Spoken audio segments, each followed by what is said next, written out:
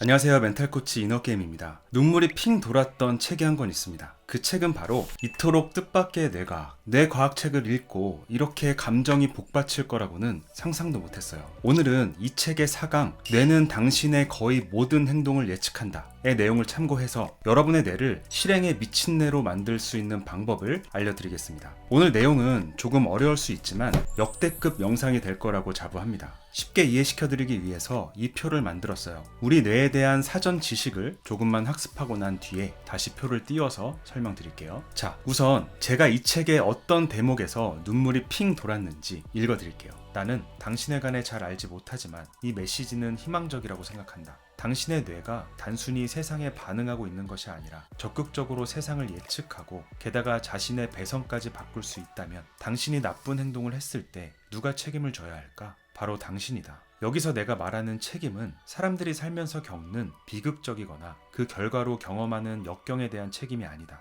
우리는 자신이 접할 모든 상황을 선택하지 못한다. 우리가 잘못했기 때문이 아니라 우리는 그것을 바꿀 수 있는 유일한 사람이기 때문에 책임이 있다는 것이다. 당신에게는 새로운 방향으로 예측하는 뇌를 길러낼 자유가 있으며 그 결과에 대한 책임도 당신이 져야 한다. 지금은 이 문장이 잘 와닿지 않으시죠? 영상 마지막에 이 문장을 다시 한번 읽어드릴 텐데 그때는 지금과 완전 다르게 다가오실 거예요. 우리 뇌는 예측하는 기관입니다. 앞으로 일어날 일을 예측하고 몸을 준비시켜요. 이를 설명할 수 있는 재밌는 사례가 있는데요. 제 친구 어머님이 불면증이 너무 심하셨어요. 어느 날 제 친구가 프랑스에서 사온 마그네슘 영양제를 가지고 이렇게 말했대요. 엄마, 이거 프랑스에서 제일 유명한 수면 유도제래. 부작용 아예 없고 이거 먹으면 몸이 축 이완되면서 깊은 숙면을 취할 수 있대. 너무 셀 수 있으니까 절대 2알 이상 먹지 마. 거짓말을 한 거죠. 마그네슘을 한 알 드신 어머니는 그날 잠을 잘 주무셨을까요? 바로 골아 떨어지셨다고 합니다. 뇌가 예측하는 기관이라는 것을 잘 보여주는 대표적인 예가 이런 플라시보 효과죠. 이 약을 먹으면 이렇게 될 거야 라는 예측이 사실과 상관없이 몸을 그런 상태로 만든 겁니다. 핸드폰이 울리지도 않았는데 진동을 느낀 경험 다들 있으시죠? 전화 올 때가 됐는데 라는 뇌의 예측이 실제 진동이 온 것처럼 느껴지게 만든 것이고요. 피카소의 추상화를 보고 이게 사람을 표현한 것이라고 느끼는 이유도 우리 뇌의 예측 능력 때문입니다.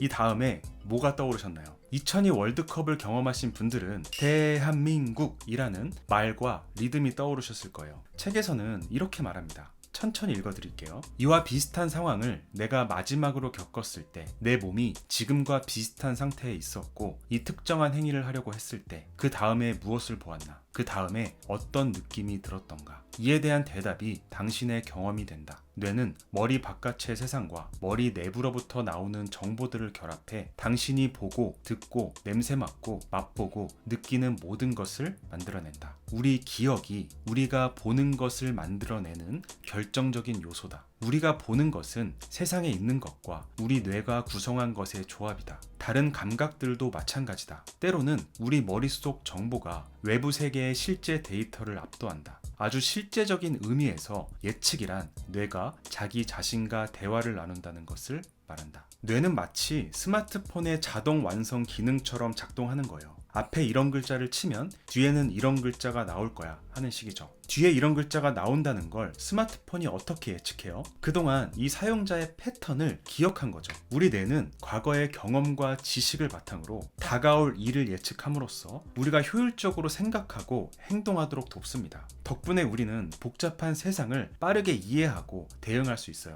그런데요, 뇌가 하는 예측이 꼭 우리를 좋은 방향으로 이끄는 건 아닙니다. 이것이 제가 오늘 여러분과 하고 싶은 얘기예요. 사실과 다른 예측이 독이 되기도 하고요. 그 독이 우리 인생을 망칠 수도 있습니다. 사람들은요, 똑같은 사건을 겪고도 각각 다르게 반응합니다. 예를 들어 실패라는 사건을 마주했다고 해보겠습니다. A라는 사람은 좌절하고 우울해집니다. B라는 사람은 분노하고 억울해해요. C라는 사람은 감사함과 자신감을 느낍니다. 이와 같은 차이가 나는 이유는 같은 사건에서 다른 예측을 하기 때문입니다. A는 앞으로도 안 될 거라는 예측을 한 거고 B는 남에게 또는 상황에 문제가 있었을 거라고 예측한 겁니다. C는 왜 감사함과 자신감을 느꼈을까요? 성공으로 가는 선택지 중 하나를 지웠으니 가능성이 높아지겠지 라고 예측한 거예요. 이런 감정 상태는 행동을 이끕니다. A는 도전을 멈출 거고 B는 외부 조건이 바뀔 때까지 기다리겠죠. C는 지체 없이 도전을 이어갈 겁니다. 제가 실패라는 사건을 예로 들었지만 다른 것도 전부 마찬가지예요.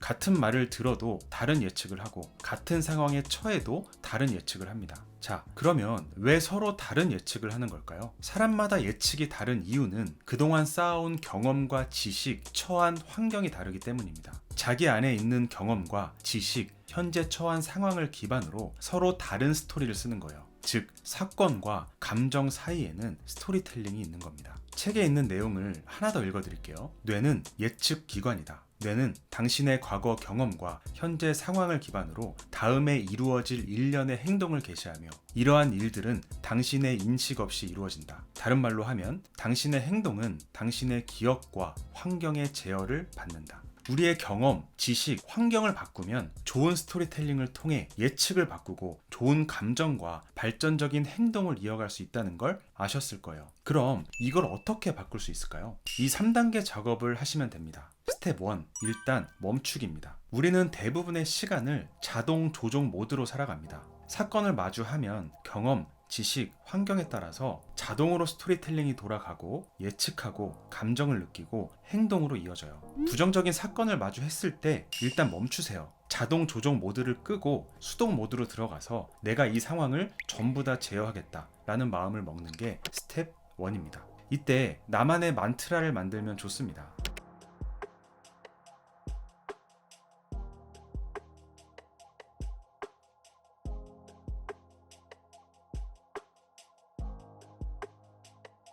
만트라를 수행하면 일단 멈추는 데 도움이 됩니다. 염주를 굴린다든지 기도를 한다든지 싱잉볼을 친다든지 타이머를 맞춰두고 1분 동안 다른 생각을 한다든지 이런 것들이 전부 다 만트라라고 볼 수 있어요. 저의 만트라는 숨입니다. 류시아 작가에게 배웠어요. 깊게 숨을 들이마시고 내쉬면서 수동 모드로 제어하자고 머릿속으로 되뇌는 겁니다. 그렇게 멈췄으면 스텝 2, 스스로 질문해 보는 거예요. 내가 지금 뭘 예측했길래 이런 감정이 들었지? 내가 예측한 건 사실인가? 아니면 그저 생각인가? 다른 사람한테 기분 나쁜 말을 들었어요. 저 사람이 나를 개무시하네? 라고 예측하기 전에 일단 멈추고 스스로 물어보세요. 저 사람이 나를 무시하는 게 사실인가요? 아니면 그저 생각인가요? 나 잘되라는 마음에서 했을 수도 있잖아요. 본의 아니게 말이 좀 과하게 나왔을 수도 있습니다. 아까 A라는 사람은 실패했을 때 이런 예측을 했죠. 나는 안 되는 사람인가 봐. 앞으로도 안 될 거야. 이 예측은 사실인가요? 아니면 그저 생각인가요? 생각이죠. 아마 A는 그동안 여러 가지 실패 경험이 쌓이면서 이런 예측을 하게 됐을 거예요. 하지만 지금까지 실패했다고 해서 앞으로도 실패하는 게 확정적 사실인가요? 아닙니다. 나의 예측은 높은 확률로 사실이 아닙니다. 우리 예측 능력이 얼마나 보잘것없는지 이전 영상에서 다룬 적이 있어요. 영상 끝에 이어드리겠습니다. 설기문 박사의 자기 혁신을 위한 NLP 파워라는 책에 보면 우리 감각기관을 통해 들어오는 정보는 초당 200만 비트라고 합니다. 이 중에 우리가 실제로 인식할 수 있는 정보는 몇 비트일까요? 고작 134비트입니다.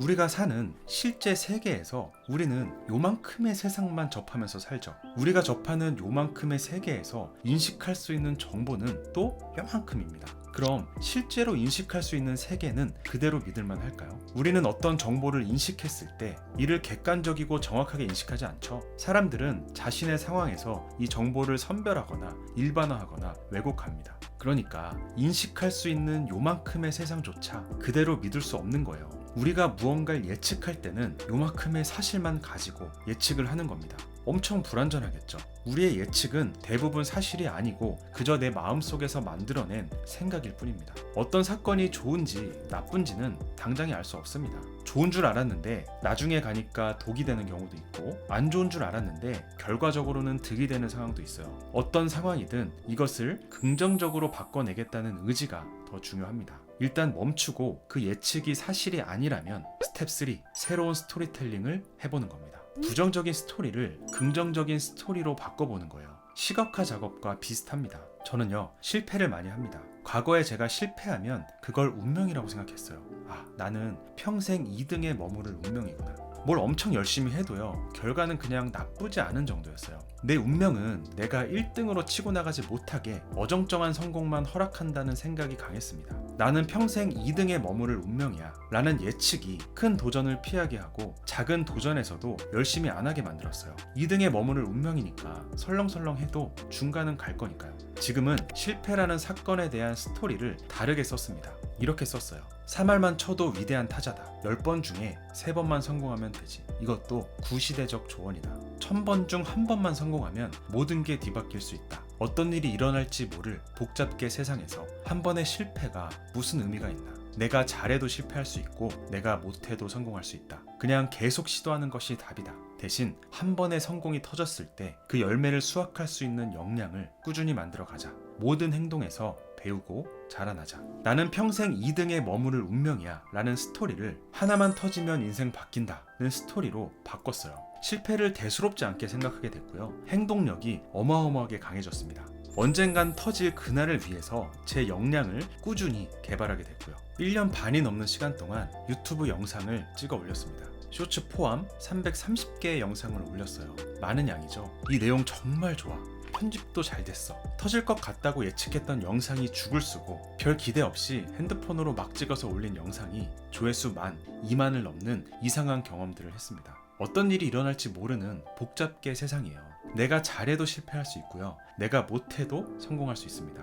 그냥 계속 하는 거죠. 대신 성공과 실패에서 배울 점을 찾자. 꾸준히 역량을 키워가자. 그러다가 최근에 영상 하나가 터졌어요. 조회수 9만을 바라보고 있습니다. 이 영상을 보고 구독자가 5,000명 늘었어요. 그러면서 코칭 강의 문의, 협업 제안, 만나는 사람들이 많아졌습니다. 코칭이라는 제 본업 외에 유튜브 채널 기획과 편집을 도와달라는 제안도 많이 받고 있습니다. 갑자기 일이 많아져서 당황스럽냐? 아니요. 저는 이미 준비가 됐거든요. 스토리를 다시 쓰고 행동을 멈추지 않은 결과입니다. 지금까지 말씀드린 걸 정리해 보겠습니다. 어떤 사건에 맞닥뜨렸을 때 일단 멈추세요. 자동 조종 모드를 끄고 수동 제어 모드로 들어갑니다. 그 상태에서 나의 예측이 사실인지 그저 생각인지 판단하는 거예요. 사실이 아니라면 스토리를 다시 쓰는 겁니다. 긍정적 스토리로 긍정적 행동을 하고 조금씩 나의 과거와 반하는 경험이 쌓이면 그때부터는 사건과 감정 사이의 스토리텔링이 좋아집니다. 자, 제가 이제 처음에 소개해드렸던 문장을 다시 읽어드릴 건데요. 제가 이 문장을 읽고 눈물이 핑 돌았던 이유가 있습니다.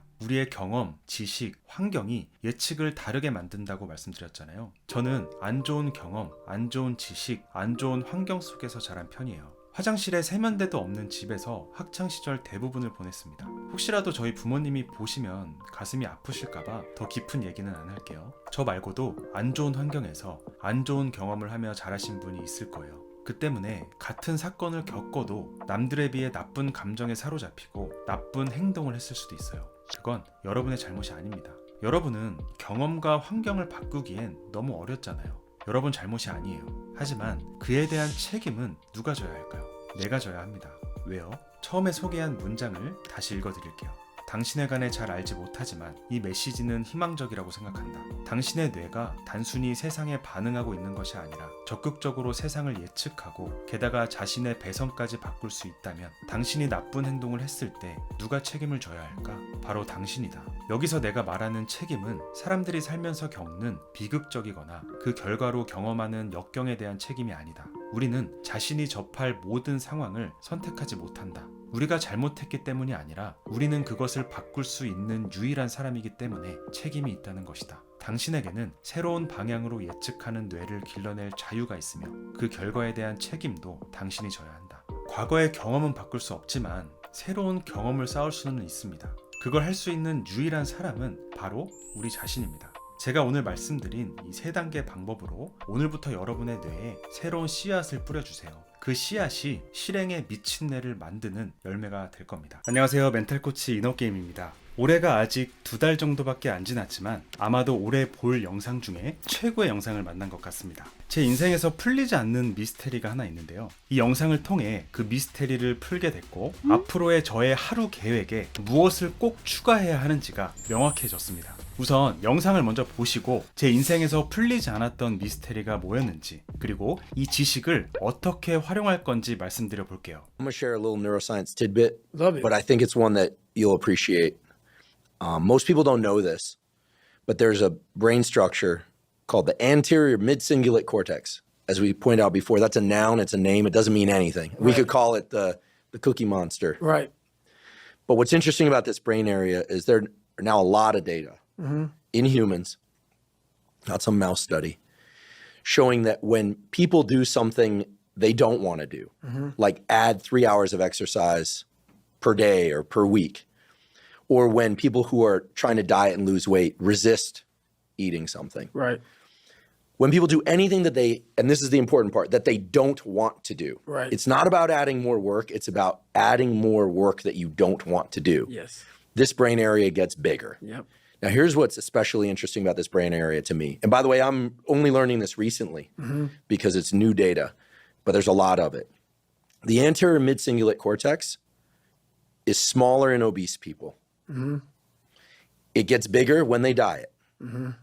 It's larger in athletes. It's especially large or grows larger in people that see themselves as challenged and overcome some challenge. Right. And in people that live a very long time, this area keeps its size. In many ways, scientists are starting to think of the anterior mid-cingulate cortex not just as one of the seats of willpower, Right. but perhaps actually the seat of the will to live.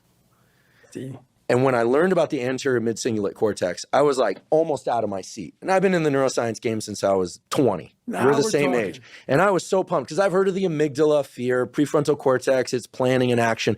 I could tell you every brain area and I teach neuroanatomy to medical students. But when I started seeing the data on the anterior mid-cingulate cortex, I was like, whoa, this is interesting. Yep. And all the data point to the fact that we can build this area up, Yep. but that as quickly as we build it up, if we don't continue to invest in things that are hard for us, that we don't want to do, that's the part that feels so Goggin-esque Yes, sir. to me, that we don't want to do. Like if you love the ice bath, yeah, I love the ice bath, and you go from 1 minute to 10 minutes, guess what? Your anterior mid-cingulate cortex did not grow. None.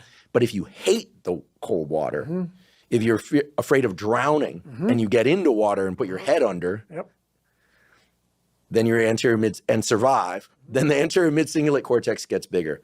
But if you don't do it the next day, or if you do it the next day and you enjoy it, because hey, I did it yesterday, woohoo, happy me, Merry Christmas, as you would Right. say. Merry Christmas. Guess what? The anterior mid-cingulate cortex shrinks again. Yep. To me, this is one of the most important discoveries that neuroscience has ever made, because it's that I don't want to do something, but do it anyway, That's right. that grows this area. And it's almost like I have a friend, he's been sober 30 years from alcohol. And he always says, you know, the amazing thing about addiction is there's a cure. The problem is it only works one day at a time. Yep. And so you have to renew it every day. That's right.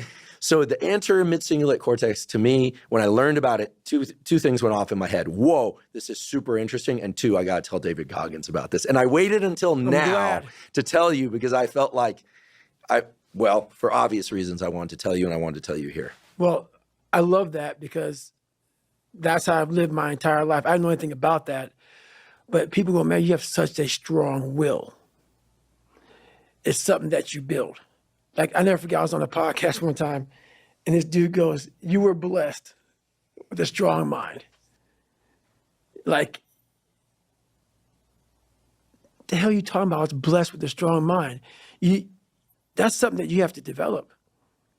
You develop that over years, decades of suffering and going back into the suffer. When something sucks so bad in life, this is on this that we're talking about now, very few people want to go back. They're happy they graduated.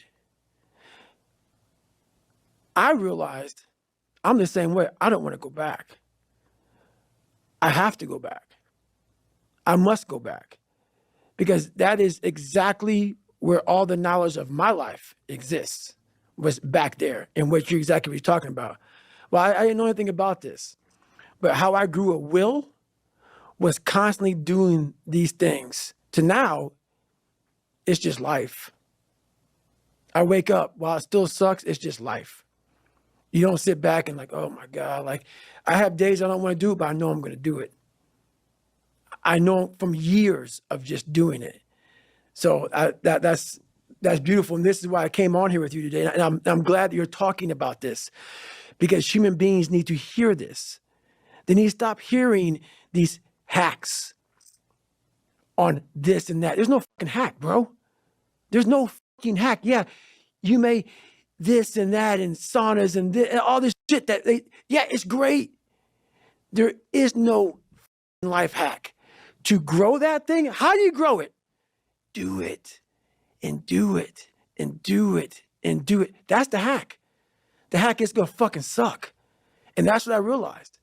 That's what I realized. That's, I think, again, I'm not a psychologist, but I think that's what you're talking about. The stick, the friction, being haunted.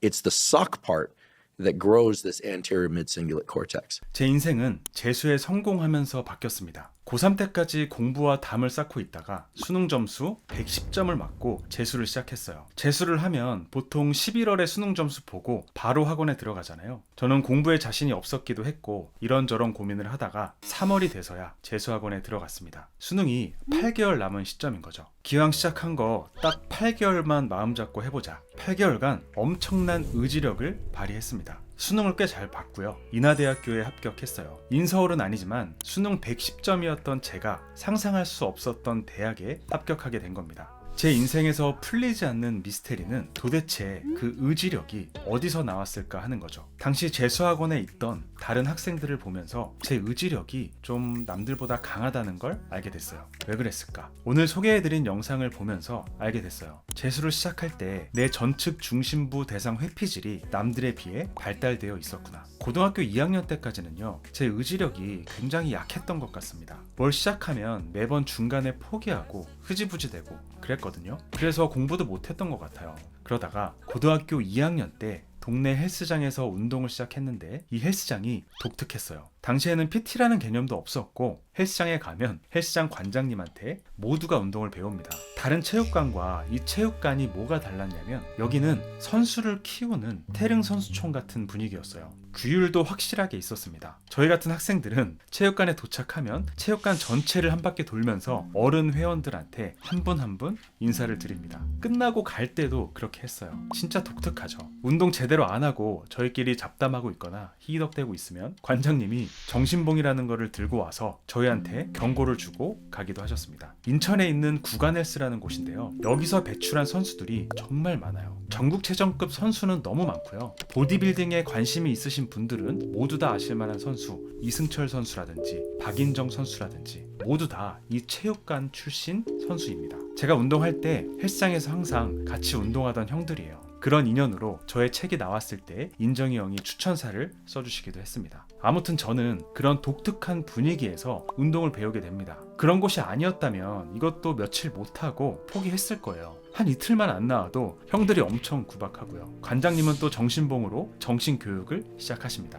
그만두고 싶을 때마다 그런 생각이 들더라고요. 그만두면 동네에서 관장님이랑 형들 마주칠 텐데 엄청 뭐라고 하겠지? 그게 두렵기도 했습니다. 포기의 고비를 몇 번을 넘어가면서 운동을 지속하다 보니까 몸이 어느 정도 나오기 시작하더라고요. 자연스럽게 학생부 시합에 나가보라는 권유를 받게 됩니다. 제가 공부에 관심도 없었고 시합에 나가서 좋은 성적을 거두면 대학에도 갈 수 있다고 하니까 그때부터 시합 준비를 시작했어요. 아마 이 시합을 준비하면서 저의 전측 중심부 대상 회피질이 굉장히 발달한 것 같아요. 하체 운동을 하다가 토를 몇 번을 했는지 모르겠습니다. 운동 강도부터 식단, 매일 1시간 유산소 운동까지 하기 싫은 것을 하루에 몇 번씩 넘겨가면서 시합 준비를 했어요. 결국 어깨를 다쳐서 체대 입시는 포기했거든요. 공부는 안 하고 운동만 했으니까 당연히 수능 점수는 개판이었겠죠. 하지만 저는 이때 발달된 전측 중심부 대상 회피질을 얻은 겁니다. 이제 이해가 가더라고요. 재수로 인생이 바뀌었다고 생각했는데 사실은 구간헬스가 제 인생을 바꿔준 거고 제가 살던 동네에 그런 곳이 있었다는 게 지금 생각하면 참 감사한 일이었던 거죠. 자, 그럼 지금부터 저는 어떻게 할 거냐? 3년 전에 퇴사를 하고요. 지금은 제가 좋아하는 일을 합니다.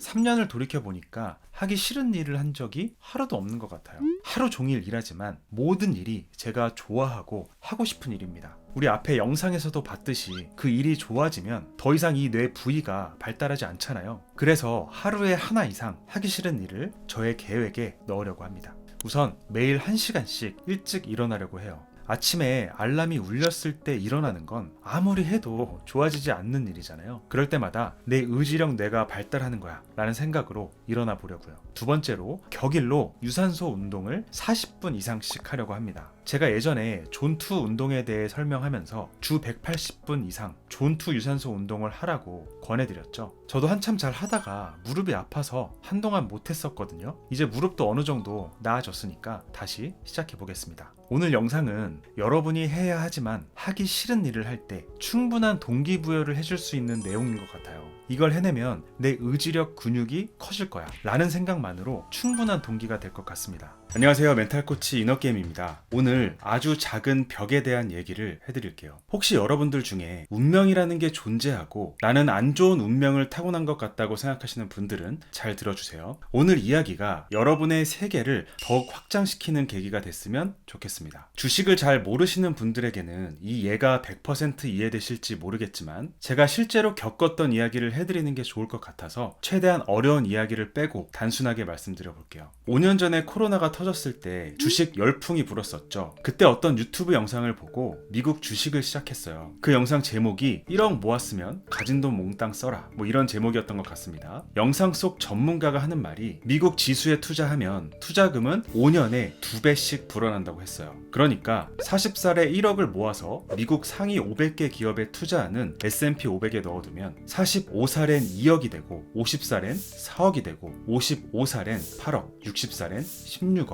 65살에 은퇴할 나이쯤 되면 32억이 되어 있을 것이다. 그러니까 1억만 모아서 S&P 500을 사두고 나머지는 다 쓰면서 살아라. 그런 내용이었어요. 과거 몇십 년 동안 그래왔고 앞으로도 그럴 수밖에 없는 이유가 무엇인지, 은행에 예금, 적금 넣는 게 얼마나 바보 같은 일인지 꽤 긴 인터뷰 영상이었는데 저는 그 사람 하는 얘기에 전부 고개가 끄덕여지더라고요. 그 사람이 영상에서 추천했던 게 S&P 500이랑 QQQ였는데 영상을 보자마자 은행에 저축하는 대신 S&P 500이랑 QQQ를 사야겠다는 판단이 딱 서더라고요. 주식을 아예 모르던 때라 인터넷 서칭하면서 앱 깔고 계좌 트고 환전하고 그렇게 S&P 500이랑 QQQ를 조금씩 모아갔어요. 돈이 생기면 은행에 넣지 않고 무조건 미국 주식을 샀고요. 그동안 들었던 연금 보험도 전부 해지해서 미국 주식으로 옮겼습니다. 그렇게 한 지 딱 5년이 지났어요. 어떻게 됐을까요? S&P 500은 정확히 2배가 됐고요. QQQ는 2.2배가 됐습니다. 안타깝게도 저는 부모님한테 경제 지식을 배우지 못했어요. 그냥 예금, 적금 착실하게 하고 연금보험 들고 그렇게 하면 노후 걱정 안 해도 된다. 그래서 첫 월급부터 8년 동안 그렇게 했습니다. 그런데 제가 첫 월급을 탔던 2012년부터 미국 주식을 사 모았다면 어떻게 됐을까요? 대략 계산해봐도 제 자산은 최소 1억은 더 불어 있었을 겁니다. 8년이라는 시간이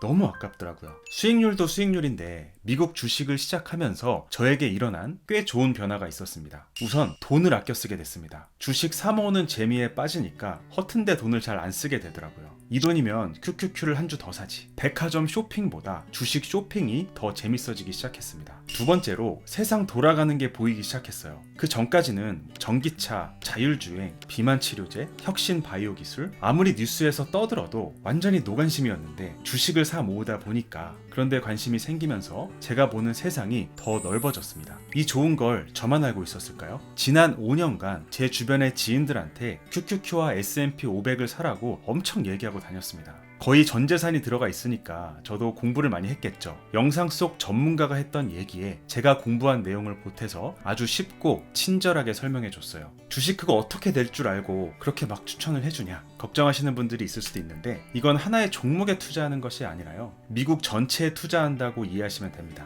깊은 얘기는 안 할게요. 아무튼 제가 아끼는 사람들일수록 각 잡고 앉아서 연습장에 그림까지 그려가면서 자세하게 설명해줬어요. 영상 속 전문가가 했던 얘기를 듣고 제 고개가 끄덕여진 것처럼 제 지인들도 하나같이 큰 깨달음을 얻은 표정이었습니다. 제가 추천을 해줬으니까 저한테도 약간의 책임감 같은 게 생기잖아요. 그래서 저는 몇 년, 몇 월, 며칠에 누구에게 추천해줬는지 전부 기록해뒀습니다. 2020년 8월 30일, 2020년 11월 2일, 2021년 6월 1일, 2021년 7월 5일, 2022년 4월 16일, 2022년 10월 3일, 2023년 3월 1일, 2024년 5월 3일 이렇게 8명에게 추천해줬어요. 언제 샀어도 은행에 넣어둔 것보다 훨씬 큰 수익을 얻었겠죠. 그럼 이 8명 중에 몇 명이 제 말을 듣고 미국 주식을 샀을까요? 한 명도 안 샀습니다. 놀랍죠? 왜 안 샀을까요? 오늘 영상의 주제, 아주 작은 벽을 넘지 못했기 때문입니다. 벽을 먼저 넘은 사람이 야 너도 이쪽으로 넘어와봐, 여기 진짜 좋아, 예적금보다 수익률도 훨씬 괜찮고 돈도 아껴 쓰게 되더라고, 그리고 세상 보는 눈이 달라져 라고 얘기했지만 그걸 들은 사람들은 그래? 나도 한번 가볼까? 진짜 좋아 보이는데? 라고 대답해 놓고 벽을 넘지 못한 겁니다.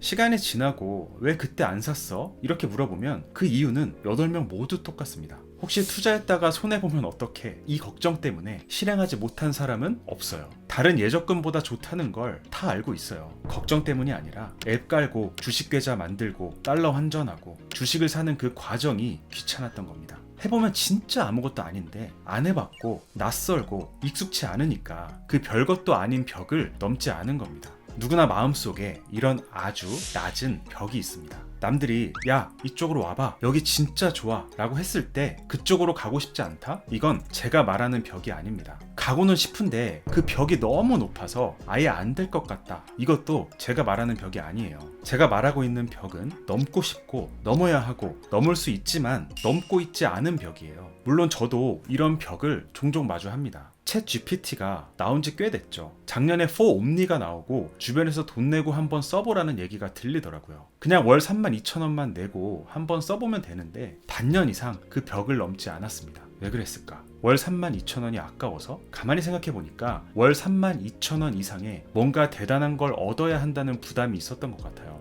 진짜 아무것도 아니죠. 그게 벽임을 알아차리고 저는 그 벽을 넘기로 했습니다. 한 달만 이리저리 가지고 놀아보고 별로면 해지하자. 진짜 별거 아니잖아요. 써보니까 이제는 해지 못할 것 같습니다. 제가 하는 일에서 엄청난 가능성이 보이기 시작했어요. 오히려 지금은 30만원짜리 프로 모델을 쓸지 고민하고 있는 상황입니다. 제 친구 중 한 명은 계획 짜는 걸 진짜 좋아해요. 학교 다닐 때부터 계획 잘 짜고 많이 짜기로 유명했습니다. 친구인 제가 직업이 코치니까 저한테 계획을 가지고 와서 보여줘요. 디자인까지 예쁘게 해서 정말 치밀하고 촘촘한 계획을 들고 옵니다. 보면 너무 좋아요. 이런 사람들한테 제안해보겠다. 인스타 채널을 제대로 만들어보겠다. 이 장비에는 과감하게 투자해보겠다. 전부 다 이 친구가 넘고 싶고 넘어야 하고 충분히 넘을 수 있는 벽이에요. 그런데요, 시간이 지나도 안 넘습니다. 나중에 왜냐고 물어보면 이런저런 핑계가 많아요. 본인도 얘기하면서 핑계라는 걸 인정합니다. 사람들은 왜 이 별것도 아닌 낮은 벽을 넘지 못할까요? 귀찮아서, 머리 쓰기 싫어서, 조금 피곤해질까봐, 그냥 익숙하고 편안한 게 좋아서, 돈 몇십만 원이 아까워서 그렇습니다. 그러고 나서 내가 벽을 안 넘은 이유를 합리화하기 시작해요. 여우와 심포도 이야기에서 여우처럼요. 아주 작은 그 벽을 넘으면 어떤 일이 생길까요? 모르죠. 생각보다 별로일 수도 있습니다. 반대로 생각보다 훨씬 더 대박일 수도 있어요. 넘어봐야 알아요. 확실한 건 벽을 넘어가면 새로운 가능성이 보이기 시작할 겁니다. 운명이라는 게 존재하고 나는 안 좋은 운명을 타고났다고 생각하시는 분들은 내가 지난 1년 동안 이런 벽을 단 한 개라도 넘었는지 자문해보세요. 귀찮아서, 머리 쓰기 싫어서, 조금 피곤해질까봐, 그냥 익숙하고 편안한 게 좋아서, 지나고 나면 아무것도 아닌 돈 몇십만 원이 아까워서 계속 여기에 머무르고 있지 않나요? 조금만 더 공격적으로 변해보세요. 가능성을 계속 열어 젖히면서 살아보는 겁니다. 벽을 넘으면 그보다 더 높은 벽이 있을 수 있죠. 그런데 그건 내 앞에 있는 낮은 벽을 넘고 나서 판단하면 됩니다. 자, 그럼 어떻게 벽을 넘을 수 있을까요? 이 영상을 여기까지 보신 분들이라면 내 마음속에 있는 벽을 즉각 알아차릴 수 있습니다. 알아차리기만 한다면 큰 힘 들이지 않고 그 벽을 넘으실 수 있을 거예요. 왜냐면 이 벽은 애초에 별거 아닌 벽이었거든요. 조금 귀찮은 거 참고 조금만 머리 쓰고 조금만 부지런 떨면 누구나 넘을 수 있는 그런 벽이었거든요. 그냥 넘어가시면 됩니다. 그런데 내가 마주한 벽은 조금 높다. 힘이 좀 들어갈 것 같다고 생각하시는 분들도 있을 거예요. 그런 분들을 위해 벽을 쉽게 넘을 수 있는 미친 방법 하나를 소개해 드리겠습니다. 이 방법은 책 시간을 지배하는 절대 법칙에 소개된 스위스 치즈의 구멍내기라는 방법과 혁명의 팡파르에서 얻은 인사이트를 조합해서 제가 직접 개발한 방법이에요. 참고로 혁명의 팡파르에서 얻은 인사이트는 이겁니다. 우리가 행동하지 못하는 이유는 용기가 부족해서가 아니라 정보가 부족해서다. 벽을 넘지 못하고 있는 코칭 고객들에게 적용했을 때 굉장히 효과가 좋은 방법이었어요. 그 방법이 뭐냐? 벽을 잘게 쪼개는 겁니다. 잘게 쪼개서 각각의 필요한 정보를 모으는 거예요. 저도 이 방법을 이용해서 유튜브 시작이라는 벽을 아주 쉽게 넘을 수 있었습니다. 자, 우선 배경 이야기를 좀 해드릴게요. 퇴사하고 전업 코치가 됐을 때 온라인 강의 업체에서 연락이 왔어요. 제 코칭 프로그램을 VOD로 만들어서 판매해보자는 제안이었습니다. 좋은 제안이죠. 그래서 언제까지 영상을 완성하면 되는지 물었습니다. 업체에서는 한 달 안에 달라고 하더라고요. 저는 힘들 것 같다고 얘기했습니다. 다음 기회에 준비가 되면 연락한다고 했어요. 왜냐면 그때까지 저는 한 번도 영상을 찍어본 적도 없었고 카메라 앞에서 말해본 경험도 없었거든요. 편집은 더더욱 엄두가 안 났습니다.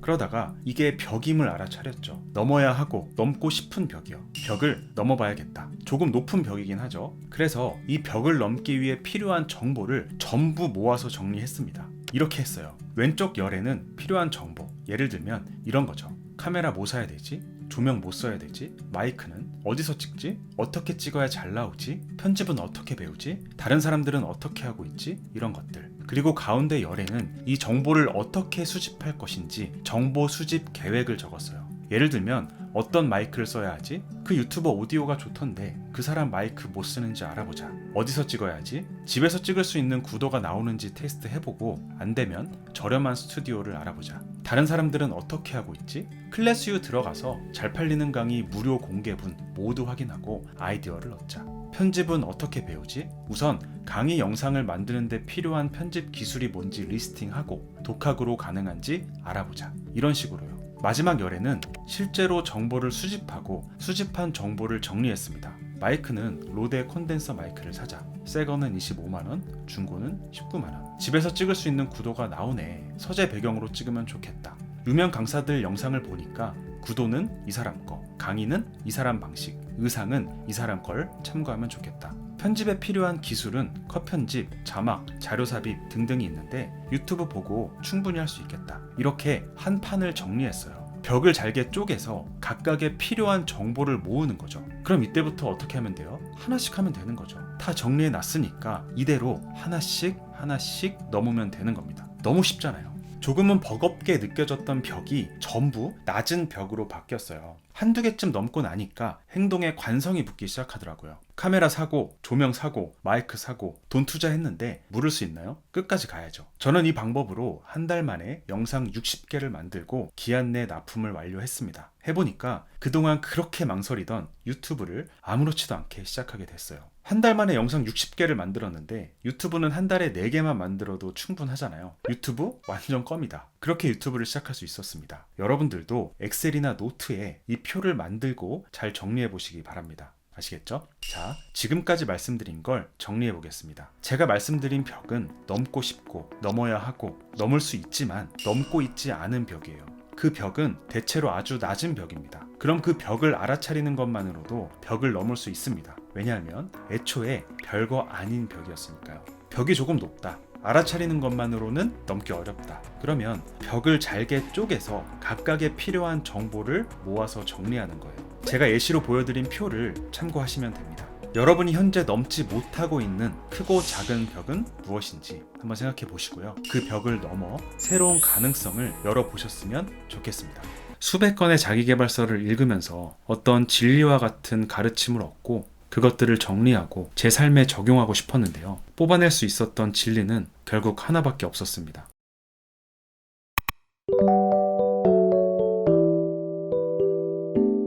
성공을 하는데 진리라는 것이 있을까? 누구나 따라하면 성공하는 방법이 존재할까? 이런 생각을 많이 합니다.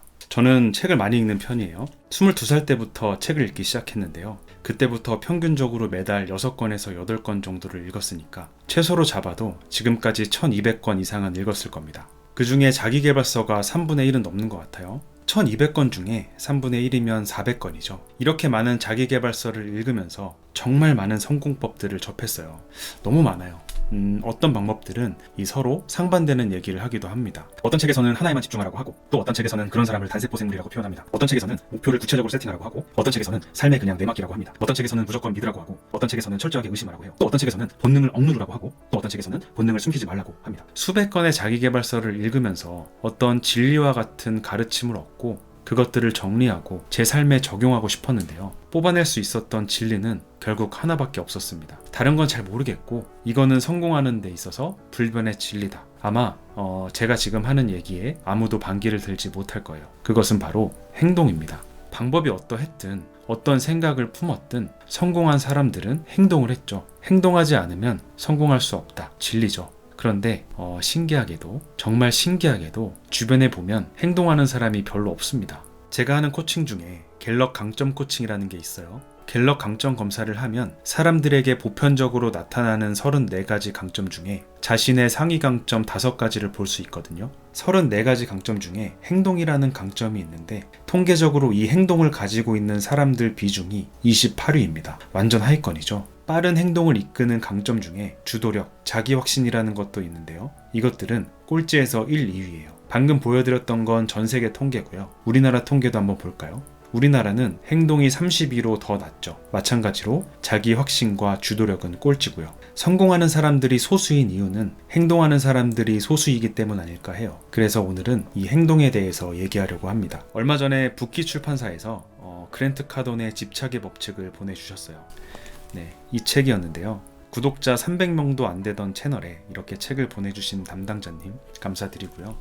당연히 광고비는 없었습니다. 그래서 소신껏 이 책에 대해서 언급할 수 있는데요. 솔직히 자기계발서를 400건 이상 읽어본 저한테는 좋은 말을 나열한 책에 불과했어요. 그럼에도 이 책의 저자 그랜트 카돈에게는 분명히 배울 점이 있었습니다. 그랜트 카돈에 대해서 간단하게 말씀드리면, 파산한 마약 중독자에서 보유기업 7개, 순자산 8천억의 억만장자가 된 사람입니다. 세계에서 가장 영향력 있는 CEO 500인 중 7위에 올랐을 만큼 사업적 역량과 영향력이 뛰어난 사람입니다. 이 사람은 정말 미친 듯이 행동하는 사람이에요. 그냥 하는 얘기가 아니라 아마 제 지인 중에 이런 사람이 있었다면 진짜 미쳤다고 생각할 정도로 행동합니다. 이 그랜트 카돈의 이전작 10배의 법칙에서도 이 사람의 어마어마한 행동량에 제 머리를 한 대 맞은 느낌이었는데요. 이번 책에서도 그 에너지를 똑같이 느낄 수 있었습니다. 오늘 영상은 두 파트로 한번 나눠볼게요. 첫 번째 파트는 집착의 법칙 중에서 제가 가장 인상 깊게 읽었던 7번째 챕터 위험해져라에 나온 내용을 여러분들과 나누고요. 두 번째 파트에서는 행동에 있어서 가장 큰 적, 두려움이죠. 저의 정신적 스승인 마이클 싱어의 가르침을 가져와서 이 두려움을 어떻게 극복할 것인지에 관해 말씀드리겠습니다. 그랜트 카돈은 위험한 사람이 되라고 말합니다. 위험한 사람이 되라는 말은 곧 행동하는 사람이 되라는 말로 해석할 수 있어요. 여러분은 최근 1년 동안 위험하다 싶을 정도의 행동을 하셨나요? 여기서 위험이란 심리적인 위험일 수도 있고, 어떤 물리적인 위험일 수도 있고, 재정적인 위험일 수도 있습니다. 매일 같은 시간에 같은 장소에 가서 같은 사람을 만나고 같은 대화를 나누고 똑같은 일을 하면서 비슷한 결정을 내리면 위험할 일이 없죠. 그럼 그런 삶이 나쁜 거냐? 아니요. 그런 삶에 만족하는 사람은 그런 삶을 살면 됩니다. 각자의 삶의 방식이 있는 거니까요. 그런데 현재 내 삶에 만족하지 못하고 변화를 만들어내고 싶은 사람이 지난 1년간 한 번도 위험해지지 않았다면 문제가 좀 있는 겁니다. 끊임없이 새로운 사람들을 만나고 이사든 이직이든 새로운 환경으로 이동하고 투자 리스크를 감수하고 새로운 기술을 익혀서 낯선 세계로 과감하게 들어가야죠. 그렇게 무슨 일이든 일어나게 해야 하는데, 많은 사람들이 변화를 원하면서도 변화를 일으킬 만큼의 위험한 행동은 하지 않습니다. 말씀드렸던 위험한 행동 중에 투자에 대해서 얘기해 볼까요? 달걀을 한 바구니에 담지 마라. 분산 투자해라. 이런 말 많이 들어보셨죠? 전혀 위험하지 않은 방법입니다. 그런데 그렇게 해서 의미 있는 변화를 만들어낸 사람, 부자가 된 사람 찾기 어렵죠. 앤드류 카네기는 이렇게 말했다고 해요. 부자가 되는 방법은 모든 달걀을 한 바구니에 담은 다음 그 바구니를 주시하는 것이다. 전문가들이 분산 투자를 하라고 말하는 이유는 사람들이 게으르기 때문에 투자에 필요한 지식 습득과 행동을 하지 않을 거라고 가정하기 때문이라고 합니다. 저도 주식 투자를 합니다. 미국과 한국에 아주 고르게 분산되어 있어요. 대부분이 ETF라서 몇백 개의 기업에 투자하고 있다고 봐야 해요. 그러다 보니까 잘 안 봅니다. 들어가 본 지도 꽤 오래됐어요. 지금 한번 들어가 볼까요? 꽤 큰 돈이 들어가 있는데요. 투자 관련한 행동을 하지 않습니다. 그런데 만약 제가 2개 종목에 몰빵을 했다면, 그런 리스크를 제가 짊어졌다면 저는 엄청난 행동을 했겠죠. 그 종목이 속한 산업부터 주변 기업까지 철저하게 분석하고 기사를 찾아 읽고 전문가의 의견을 구하고 공부를 많이 했을 거예요. 남들이 주식을 한다고 해서 했지만 정말 안전한 방법으로 했고, 그러다 보니 행동이 따라주지 않았고, 그러다 보니 이 사태가 벌어진 겁니다. 오히려 안전한 행동 때문에 위험해지고 위험한 행동 때문에 안전해지는 게 아닐까, 그런 생각을 했습니다. 이 저자는 이전작 10배 법칙에서 이렇게 말하기도 합니다. 이 세상에 너무나 많은 사람이 저축을 유일한 미덕이라고 믿고 실제로 저축한다. 흥미롭게도 저축을 시작하는 사람은 즉시 다른 모든 것도 자연스럽게 아끼기 시작한다. 돈을 아끼는 것과 자신의 자원을 아끼는 것은 완전히 다른 차원의 일이다. 그런데 사람들은 마치 돈을 절약하는 일과 자신의 에너지, 창의력, 노력을 아끼는 일을 구별하지 못하는 것처럼 행동한다.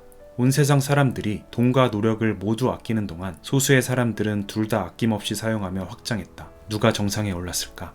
나의 돈이든 시간이든 어딘가에 베팅하고 나면 나의 내적 자원, 집중력, 인내력, 절제력, 창의력, 의지력, 체력, 이런 것들을 짜내고 짜내서 일이 되도록 만듭니다. 그런데 아무런 행동을 하지 않으면 그러한 내적 자원을 쓸 일이 없죠. 그거 아껴서 뭐 하나요? 이런 정신적 에너지는 쓰면 쓸수록 소모되기는 하지만 하룻밤 자고 일어나면 또 완벽하게 충전되잖아요. 새로운 사람을 만나는 건 어느 정도의 스트레스도 동반합니다. 투자는 리스크를 짊어져야 하고요. 이직을 하면 자기증명을 다시 해야 하고, 제안을 많이 하면 할수록 거절도 많이 당하겠죠. 또 새로운 기술을 익히고 활용법을 생각하는 것도 정말 귀찮아요. 그런데 누가 확장하고, 누가 성장하고, 누가 기회를 맞이하고, 누가 그 기회를 살려서 성공할까요?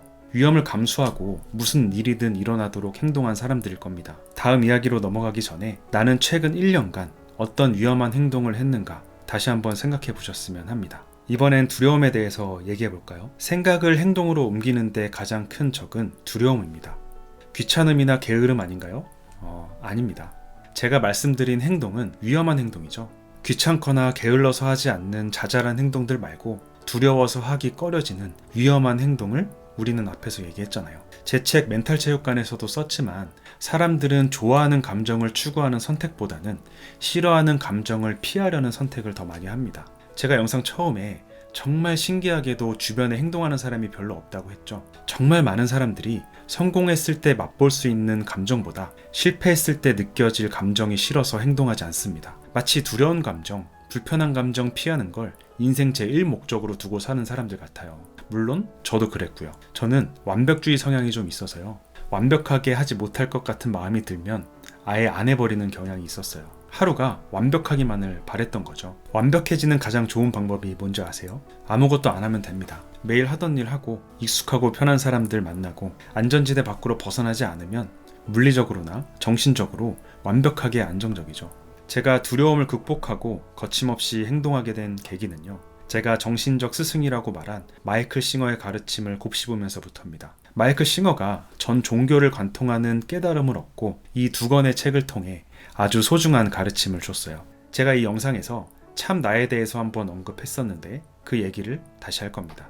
내용이 조금 어려워서 그 영상 조회수가 잘 안 나왔는데요. 그럼에도 불구하고 이 개념은 여러분들이 꼭 아셨으면 좋겠어서 오늘도 말씀드리고 앞으로도 자주 언급할 겁니다. 자, 참 나, 진짜 나, 이 궁극의 나는 누구인가? 이것을 이해하면 두려움을 떨쳐내고 행동하는 삶을 살 수 있습니다. 이 참 나에는 조건이 있습니다. 시간에 따라, 외부 조건에 따라 나의 상태가 계속 변한다면 그것은 참 나가 될 자격이 없습니다. 당신은 누구인가요? 이런 질문을 받으면 가장 먼저 몸을 떠올리게 됩니다. 이 몸이 나인가요? 내 몸은 시간에 따라 계속 변하죠. 키도 몸무게도 계속 달라지고 몸의 기능도 달라집니다. 초등학교 3학년 때의 몸과 지금의 몸이 같지 않죠. 그때도 나고 지금도 나죠 라고 말씀하실 수도 있어요. 그런데 그때의 몸과 지금의 몸은 완전히 다른 몸입니다. 우리의 키, 몸무게, 기능뿐만 아니라 온몸의 세포도 끊임없이 교체돼요. 만약에 몸이 나라면 나는 계속 다른 존재가 되는 겁니다. 또 만약에 내가 정말 안 좋은 시력이나 청력 또는 심장이 약하게 태어났어요. 그럼 나는 불완전한 건가요? 아니죠. 몸은 나의 일부이지 참 나는 아닙니다. 그럼 나의 에고, 이 자아가 나일까요? 몸보다 더 자주 변하고 불완전한 게 자아입니다.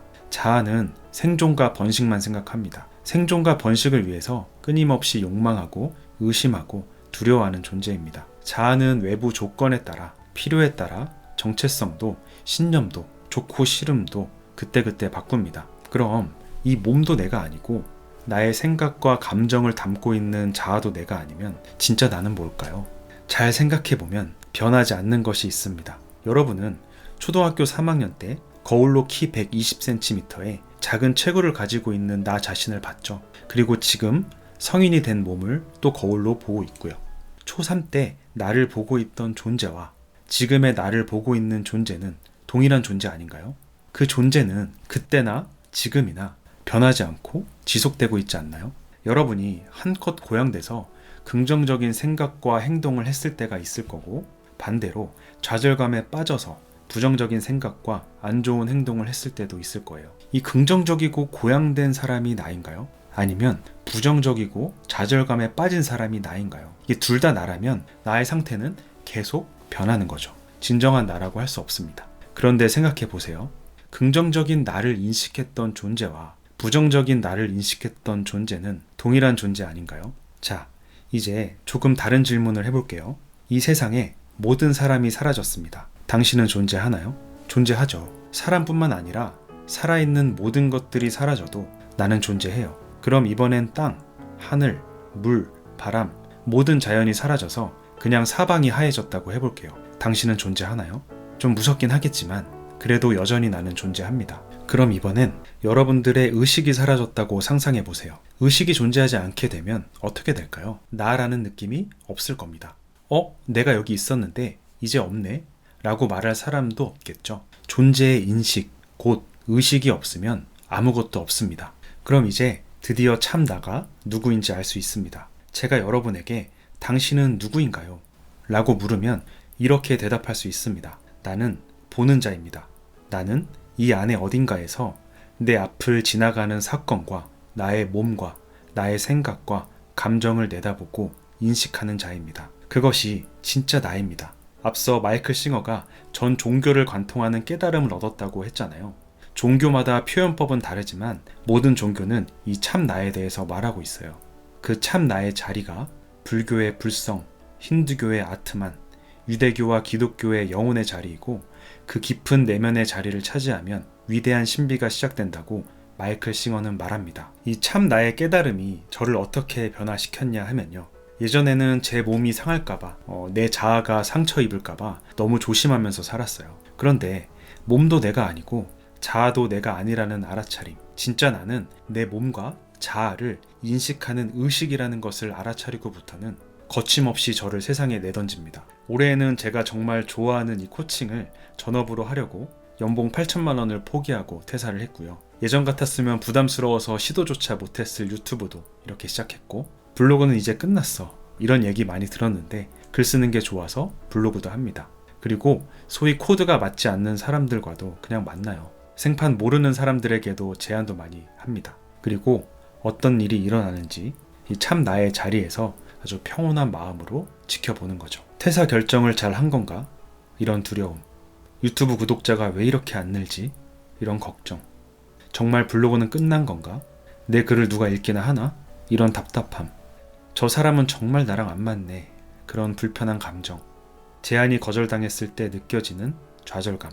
예전 같았으면 이런 감정을 느끼기 싫어서 행동하지 않았거나 어렵게 행동하더라도 그런 감정들에 잡아먹혔을 거예요. 그런데 지금은 이 참 나의 자리에 앉아서 어떤 일이 벌어지는지 평온한 마음으로 지켜볼 수 있습니다. 두려움이 내가 아니라는 것을 알게 된 거죠. 나는 두려워하는 자가 아니라 두려움을 지켜보는 자라는 그 깨달음이 행동력뿐만 아니라 멘탈도 엄청난 수준으로 높여줬습니다. 비가 오면 비 안 맞으려고 큰 우산을 쓰고 물이 안 고여 있는 곳으로만 조심스럽게 걷죠. 그게 예전의 저입니다. 그러다가 비를 흠뻑 맞아서 옷이 다 젖어버리면 그때부터는 비 맞는 게 아무렇지도 않아지잖아요. 그렇게 바뀌었어요. 그리고 지금은 그냥 흙탕물에서 뒹군 사람의 마음으로 세상을 삽니다.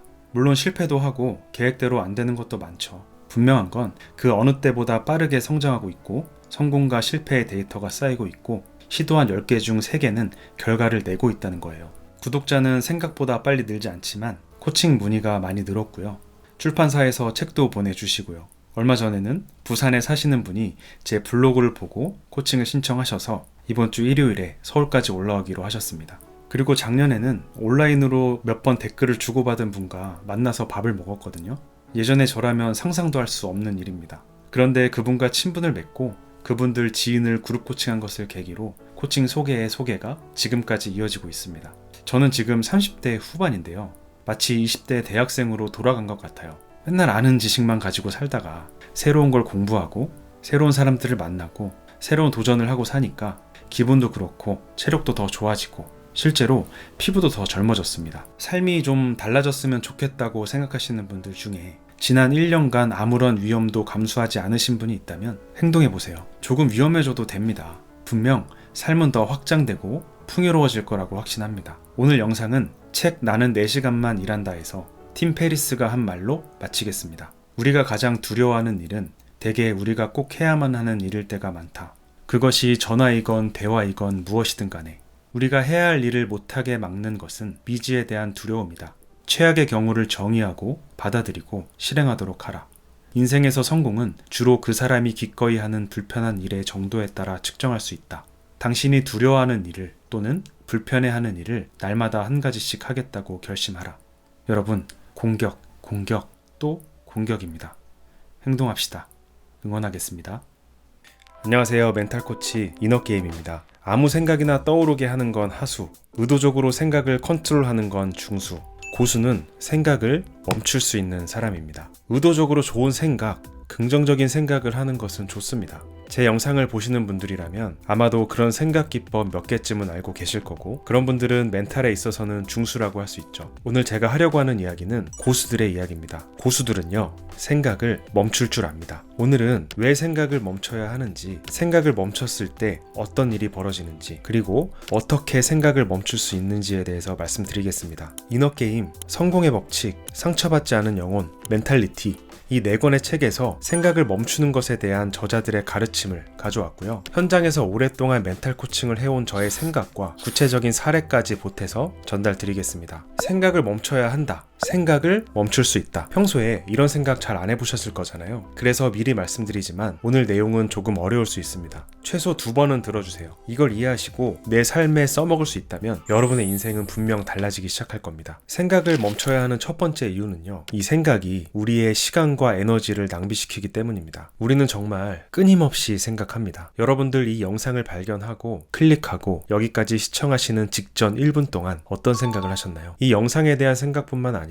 영상과 관련 없는 생각까지 정말 여러 가지 생각을 하셨을 텐데요. 이렇게 생각으로 가득 찬 1분, 그리고 또 1분, 그리고 또 다음 1분이 죽을 때까지 이어지겠죠. 문제는 끊이지 않는 생각이 우리를 방해한다는 데 있습니다. 상처받지 않은 영혼의 저자 마이클 싱어는 이 끊이지 않는 생각을 마음이 삶에 대해 쉬지 않고 짓거리는 목소리라고 표현하는데요. 그는 이렇게 말합니다. 만약 외부의 어떤 사람이 당신의 마음의 소리와 똑같은 말을 걸어온다면 기분이 어떻겠는가? 얼마 지나지 않아서 당신은 그에게 당장 꺼지고 다시는 나타나지 말라고 소리 지를 것이다. 그런데 당신은 평생 지치지도 않고 생각을 이어갔다. 당신은 그 마음속 짓거림에게는 꺼지라고 말하지 않는다. 왜인가? 그 마음속 짓거림이 그럴 자격이 있는가? 잘 생각해봐라. 그 목소리가 얼마나 여러 번 틀렸는가? 헛다리를 짚은 적이 얼마나 많았는가? 우리는 왜 생각을 할까요? 생각이 항상 나를 좋은 방향으로 이끌었나요? 그 생각이 얼마나 많이 틀렸는지, 나를 얼마나 불안하게 만들었는지 생각해보세요. 저 사람은 눈빛을 보니까 날 싫어하는 게 분명해. 그게 사실인가요? 그저 생각인가요?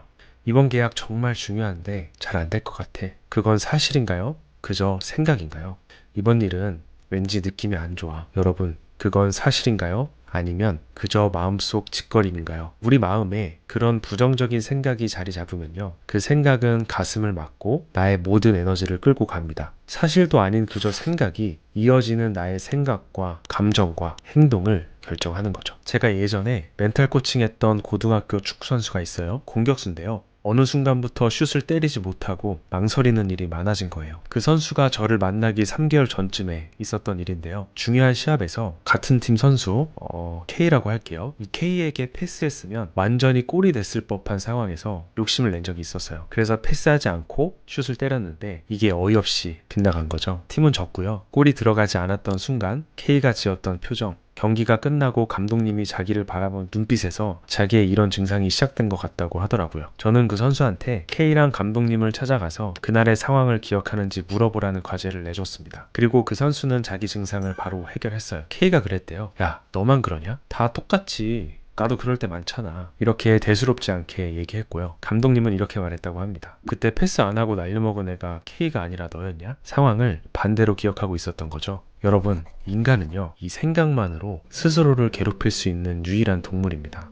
여러분들도 이런 적이 얼마나 많나요? 인간은요, 이 부정편향성 때문에 중립적이거나 긍정적인 생각보다 부정적인 생각에 더 집중을 하고 의미를 부여합니다. 객관적인 눈으로요, 여러분들이 하는 모든 생각을 들여다보세요. 다시 한번, 객관적인 눈으로요, 여러분들이 하는 모든 생각을 들여다보세요. 그러면 그 생각이 정말 아무 의미 없이 나를 방해하고 시간과 에너지를 뺏고 있다는 것을 알게 될 겁니다. 자, 생각을 멈춰야 하는 두 번째 이유는요, 이 생각이 실행을 방해하기 때문이에요. 왜 실행하지 못할까요? 생각이 너무 많아서죠. 미래에 대해서 너무 많은 걱정을 하고 너무 정확하게 예측하려고 합니다. 어느 정도의 걱정과 예측은 필요하죠. 그런데 이런 생각의 끝은 결국 행동하지 않음으로 기결됩니다. 여러분이 하고 있는 그 걱정, 사실인가요? 생각인가요? 여러분들이 하는 예측, 사실인가요? 아니면 그저 생각인가요? 설기문 박사님이 쓰신 자기 혁신을 위한 NLP 파워, 이 책에 보면 우리 감각기관을 통해 들어오는 정보는 초당 200만 비트라고 합니다. 이 중에 우리가 인식할 수 있는 정보는 몇 비트일까요?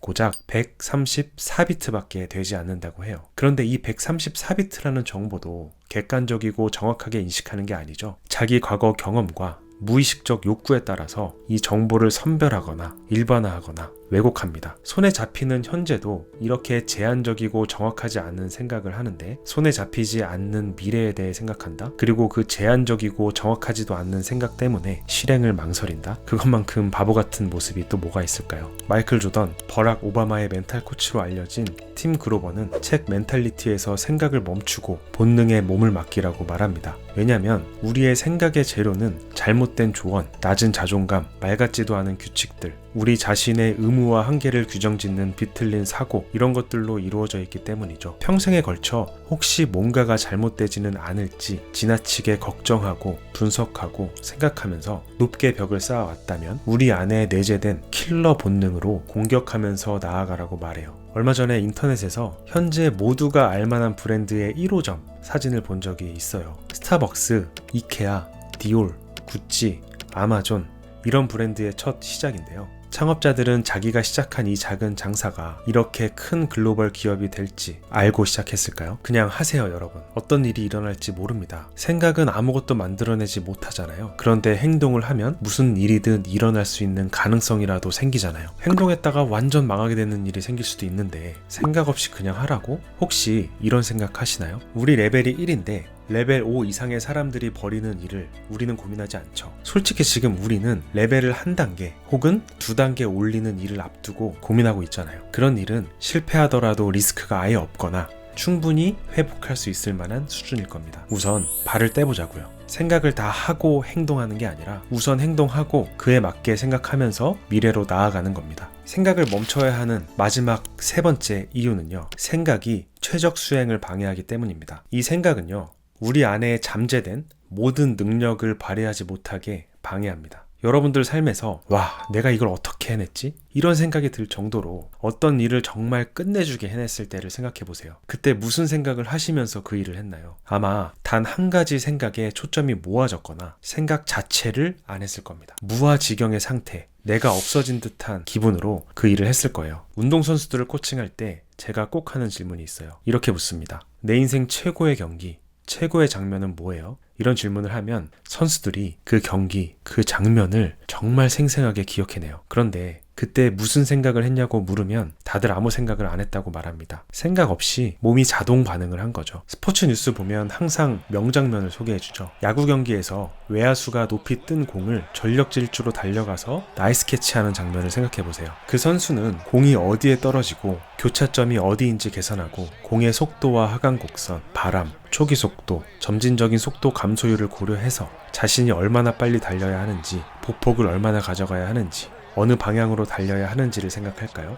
그 선수는 자신의 모든 행동 하나하나를 따지지 않습니다. 이것은 인간 그 자체의 능력이죠. 두뇌 속에 저장된 데이터로 순식간에 계산을 끝내고 가장 효율적으로 움직임을 가져갑니다. 여기에는 생각이 개입되지 않습니다. 반면에 여러분들 삶에서 어떤 일을 완전히 말아먹었을 때를 떠올려 보세요. 아마 엄청난 생각을 하셨을 겁니다. 운동선수들도 마찬가지예요. 최악의 경기, 최악의 장면을 생각해보라고 하고 그때 무슨 생각을 했냐고 물으면 5만 가지 생각을 다 했다고 말해요. 여러분, 제가 지금까지 왜 생각을 멈춰야 하는지 3가지 이유에 대해서 말씀드렸죠. 왜 멈춰야 하나요? 첫째, 생각이 우리의 시간과 에너지를 낭비시키기 때문입니다. 두 번째, 생각이 실행을 막기 때문이에요. 그리고 마지막 3번째, 생각이 우리 안에 잠재된 모든 능력을 발휘하지 못하게 만들기 때문입니다. 그럼 어떻게 생각을 줄이거나 아예 생각을 멈출 수 있을까요? 지금부터 2가지를 말씀드릴게요. 첫 번째 방법은요, 시속 200km의 속도로 행동하는 겁니다. 여러분들 운전하면서 200km까지 밟아보신 적 있으신가요? 그때 무슨 생각이 들던가요? 절대 다른 생각이 깃들 수가 없습니다. 이 운전에만 집중하지 않으면 죽을 수도 있는 속도죠. 빠르게 행동으로 옮겨보세요. 생각하지 않고 바로 행동하는 겁니다. 본능과 직감만으로 행동하고 그 다음 행동을 이어가 보세요. 생각은 그 행동에 맞게 따라오게 되어 있습니다. 생각할 때 주의할 점이 있는데요. 생각이 행동의 속도를 늦추지 않게 하세요. 고민되거나 답이 안 나온다? 그럼 그냥 본능과 직관으로 행동을 이어가는 겁니다. 초당 200만 비트의 정보 중에 우리가 인지하는 정보는 134비트 뿐이다. 그 제한적인 정보도 우리는 과거의 경험과 무의식적 욕구에 따라서 선별하고 일반화하고 왜곡한다고 말씀드렸죠. 그런 불완전한 생각이 행동의 속도를 늦추게 만들면 안 됩니다. 어느 정도 리스크를 감수해야 하는 행동이다? 오히려 좋죠. 그럴수록 다른 생각이 안 들 거예요. 오로지 내 눈앞 이 과제에 관한 생각만 하게 될 겁니다. 그래도 뭔가 행동을 앞두고 용기가 나지 않는다면 제일 먼저 해야 할 행동은 정보를 모으는 겁니다. 여기까지 영상을 봐주신 구독자분들에게 이와 관련된 셀프 코칭 도구 하나를 선물로 드리겠습니다. 제 이메일로 현재 용기가 나지 않거나 엄두가 나지 않는 행동이 무엇인지 보내주세요. 제가 그 메일로 제 셀프 코칭 키트 중 하나를 파일로 보내드리겠습니다. 자, 이제 생각을 줄이거나 생각을 멈출 수 있는 2번째 방법입니다. 핵심 변수에 집중하는 겁니다. 제 채널 제목이기도 한 이너게임의 원리를 이해하셔야 되는데요. 제가 이 영상에서 아주 자세하게 다뤘습니다. 20년 넘게 신체 활동을 전혀 하지 않았던 55세 아주머니가 이 생각을 멈추는 기법으로 단 20분 만에 테니스를 즐길 수 있을 만한 수준까지 치게 되는데요. 이 영상 끝에 추천 영상으로 붙여드릴 테니까 꼭 함께 시청해주세요. 마지막으로 이 얘기를 해드리고 영상을 마칠까 합니다. 우리에게는 엄청난 미래가 남아있죠. 그리고 엄청난 양의 과거도 쌓여 있습니다. 멘탈이 강한 사람은 통제할 수 있는 것에만 집중한다. 이런 말 많이 들어보셨죠? 멘탈 코칭을 오랫동안 해왔고 점점 더 고급 기술과 지식을 공부하게 되지만 통제할 수 있는 것에만 집중하라. 이 말만큼 멘탈을 유지하는 데 유용한 조언은 없는 것 같아요. 멘탈이 강한 사람들은 미래를 걱정하거나 예측하려고 하지 않습니다. 과거에 대한 후회도 하지 않아요. 미래나 과거는 통제할 수 없으니까요. 우리가 미래를 걱정하고 과거를 후회하는 순간에도 현재는 계속 흐릅니다. 우리가 통제할 수 있는 건 찰나, 요만큼의 현재뿐이죠. 그리고 이 찰나의 현재에서도 통제할 수 있는 건 딱 2가지밖에 없습니다. 나의 생각, 나의 행동. 누가 뭐래도 내가 어떤 생각을 할지, 어떤 행동을 할지는 100% 통제할 수 있죠. 좋은 생각과 좋은 행동을 쌓으면 원하는 미래가 올 거라는 믿음으로 지금, 현재 통제할 수 있는 내 생각과 행동에만 집중하는 것이 멘탈을 유지하는 가장 좋은 방법입니다. 행동은 어떤 식으로 통제해야 할까요? 무조건 하는 쪽으로 통제해야 합니다. 그럼 생각은 어떤 식으로 통제해야 할까요? 영상을 보신 분들이라면 충분히 답하실 수 있을 거라고 생각합니다. 안녕하세요. 멘탈 코치 이너게임입니다. 여러분은 이 세계를 얼마나 알고 있다고 생각하시나요? 또 여러분이 알고 있는 것들은 얼마나 정확하게 파악하고 있다고 생각하시나요? 얼마 전 지인에게 선물 받은 노자의 말을 읽다가 이 한 문장을 읽고 깊은 생각에 빠졌습니다. 세상은 인간에게 들어도 들리지 않는 언어로 말을 건다. 당신은 그 언어를 감지해야 한다. 눈앞에 일어나는 일에 휘둘리지 마라. 그 현상이 이야기하는 들리지 않는 언어를 감지하라. 보이지 않고 들리지 않는 영역이 있을까요? 있다면 얼마나 될까요? 우리가 사는 세계가 있다고 해볼게요. 여기에서 우리가 접하는 세계는 얼마나 될까요? 우주의 먼지 한 톨도 안 되는 지구에서조차 우리는 극도로 제한적인 것만 접하면서 삽니다. 그래서 사실 여기까지만 얘기해도 됩니다. 그런데 조금만 더 들어가 보죠. 그렇게 접하는 세계에서 우리가 실제로 볼 수 있고 들을 수 있는 세계는 얼마나 될까요? 우리가 볼 수 있다는 것은요, 물체의 형태와 색채를 구분할 수 있는 빛이 있기 때문입니다. 빛은 전자기장의 일종으로 인간의 눈에는 무지개색, 즉 가시광선의 파장 영역만 보이죠. 대체로 380나노미터에서 780나노미터입니다.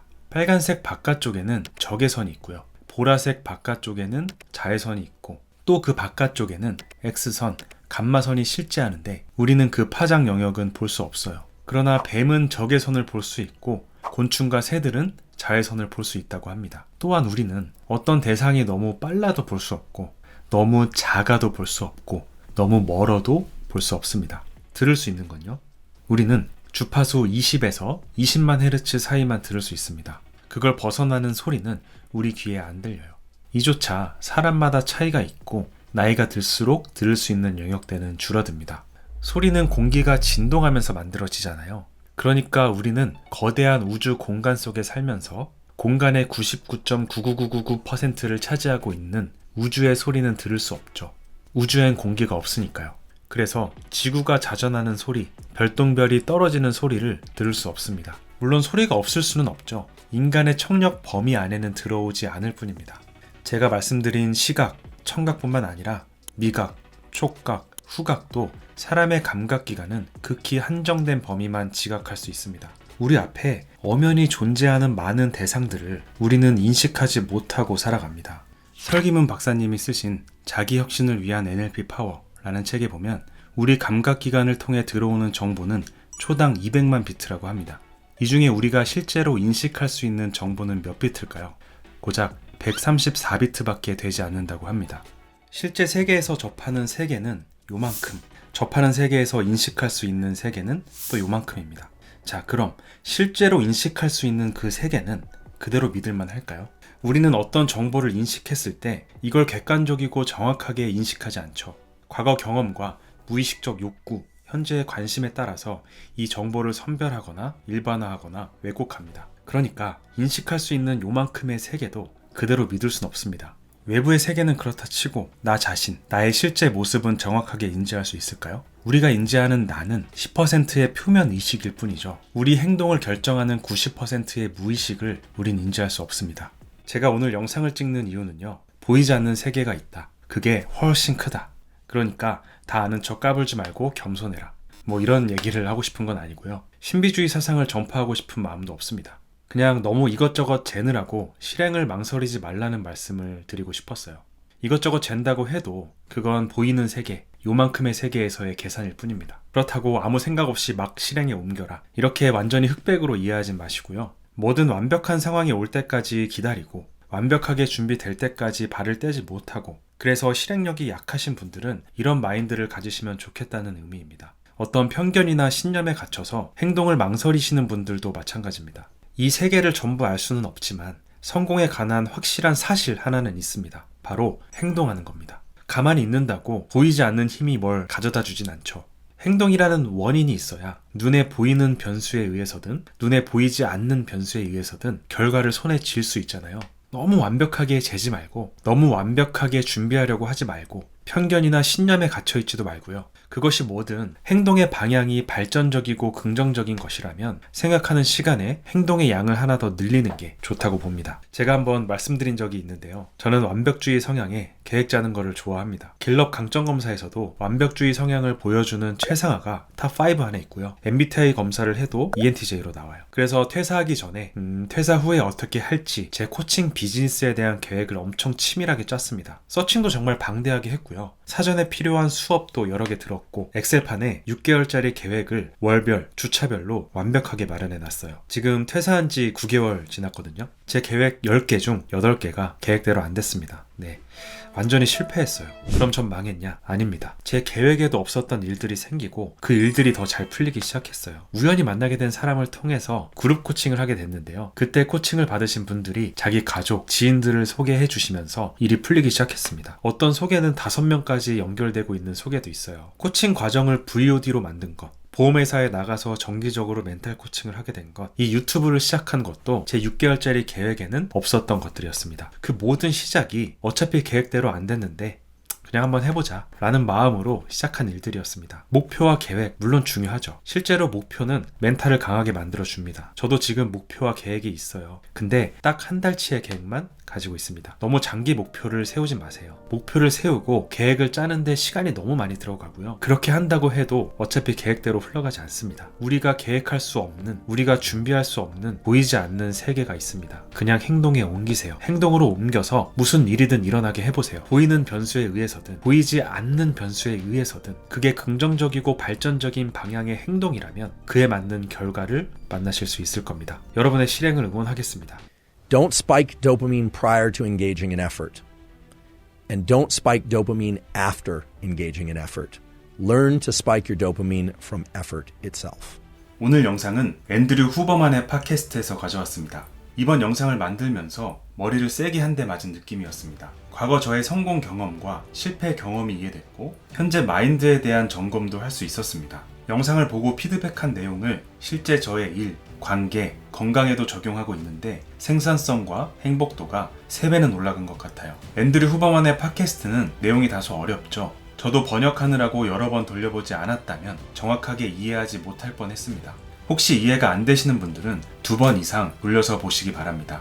우선 앤드류 후버만의 가르침을 듣고 마지막에 저의 생각을 보태겠습니다. 앤드류 후버만의 말입니다. 우리 활동과 깊은 관계를 맺고 있는 도파민 시스템에 대해서 알려드리겠습니다. 규율, 노력, 동기부여를 위해 도파민 시스템을 조정하는 데 도움이 될 것입니다. 일반적으로 대부분의 사람들은 힘들고 어려운 일을 좋아하지 않습니다. 그러나 최종 목표를 달성하기 위해 열심히 달립니다. 금전적이든 사회적이든 그 보상이 훌륭하기 때문이죠. 도파민 시스템의 특성상 열심히 일하고 보상이 뒤늦게 따라온다면 우리는 그 일을 하기 어려워집니다. 대부분 시간이 지나면서 버티지 못하고 그 일을 놓아버려요. 스탠포드에서 수행된 보상에 관한 실험이 있습니다. 유치원에서 아이들은 그림을 그리면서 놉니다. 아이들은 그림 그리는 것을 좋아하잖아요.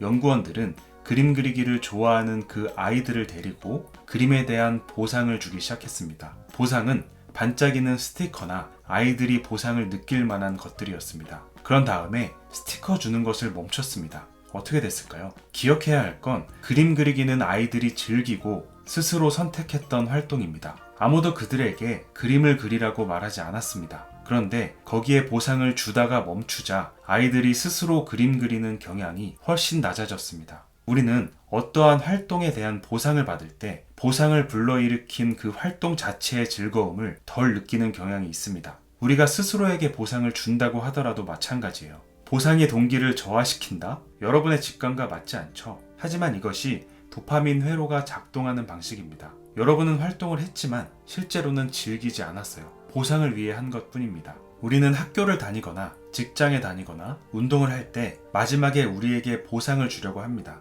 그 보상은 상장일 수도 있고 주말일 수도 있고 음식이 될 수도 있습니다. 보통 보상은 마지막에 오기 때문에 활동 중에는 도파민 보상에 대한 신경 회로가 활성화되지 않습니다. 그 활동을 하는 동안 즐거움이 점점 줄어드는 것이죠.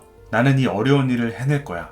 끝까지 밀어붙여서 최종 목표를 달성하고 그 보상을 받을 거야. 이런 생각은 당신이 지금 이 일의 과정을 덜 즐기고 있다는 증거일 뿐만 아니라 당신을 더 고통스럽게 만듭니다. 우리가 보상에만 초점을 맞추면 전체 과정이 훼손됩니다. 이렇게 되면 공부를 하거나 운동을 하거나 일을 할 때 2배의 커피, 3배 더 시끄러운 음악, 4배의 에너지 음료가 필요합니다. 어떻게 하면 좋을까요? 노력 자체에 집중하고 노력하는 것 자체가 보상이 되어야 합니다. 노력 자체에서 도파민이 방출되도록 해야 합니다. 도파민은 우리 몸의 에너지 양을 증가시키는 특성을 갖고 있기 때문에 이렇게 할 수 있는 사람은 엄청난 성과를 거둘 수 있게 됩니다. 당신 스스로 이 노력은 즐겁다 라고 말해야 합니다. 거짓말이어도 좋습니다. 공부하다가 책상에서 일어나고 싶을 때 계속하자, 더 앉아있자, 나는 즐겁다 라고 되뇌이세요. 계속 그렇게 하면 노력 자체와 도파민 방출이 연결되기 시작합니다. 주관적인 느낌으로 보상 시스템을 활성화하세요. 고통스럽고 힘든 걸 알지만 나는 지금 이것에 집중하겠다. 이것을 즐기겠다. 보상 시스템에 접근하겠다. 이런 주관적인 생각을 반복하면 노력 자체에서 도파민이 방출되는 것을 경험할 수 있습니다. 놀라운 것은 어떤 한 분야에서 이렇게 할 수 있다면 모든 종류의 노력에서 이런 마인드를 가지게 된다는 것입니다. 도파민 회로에서 노력 자체가 주는 즐거움에 도달할 수 있는 능력은 도파민의 가장 강력한 속성입니다. 노력하기 전에 보상에 대한 기대감으로 도파민을 자극하지 마십시오. 노력한 후에도 보상으로 도파민을 자극하지 마십시오. 노력 자체로 도파민을 자극하는 방법을 배우세요. 이상 앤드류 후버만의 이야기였습니다. 지금부터는 제가 성찰한 내용을 말씀드리겠습니다. 노력 자체로 도파민을 자극한다? 좀 어렵죠? 앤드류 후버만은 간헐적 단식을 예로 들어 설명하는데요. 이런 겁니다. 단식을 한다고 가정해볼게요. 여러분이 바디 프로필을 찍기 위해 단식을 한다면 어떤 보상을 기대할까요? 멋진 사진, 그리고 바프를 찍고 나서 정말 먹고 싶던 음식을 마음껏 먹는 것, 이런 보상을 기대하겠죠. 그렇다면 이 단식을 하는 과정이 고통스러울 겁니다. 그 고통의 과정이 끝나고 먹고 싶은 음식이 들어왔을 때 도파민은 정점을 찍겠죠. 다시 단식을 할 수 있을까요? 더 강력한 보상이 없는 한 스스로 단식을 하지는 않을 겁니다. 그런데 만약 바디 프로필이라는 보상 없이 그냥 단식을 위한 단식을 한다고 해볼게요. 그리고 단식하는 과정에서 이런 주관적인 생각을 주입합니다. 확실히 정신이 맑아졌어. 내 몸 구석구석 찌들어 있는 지방이 타고 있어. 내 몸에 염증이 사라지고 있어. 자가포식 상태로 들어왔어. 이제 손상된 세포, 세포막, 단백질이 깨끗하게 청소되는 시간이야. 노화가 예방되고 있어.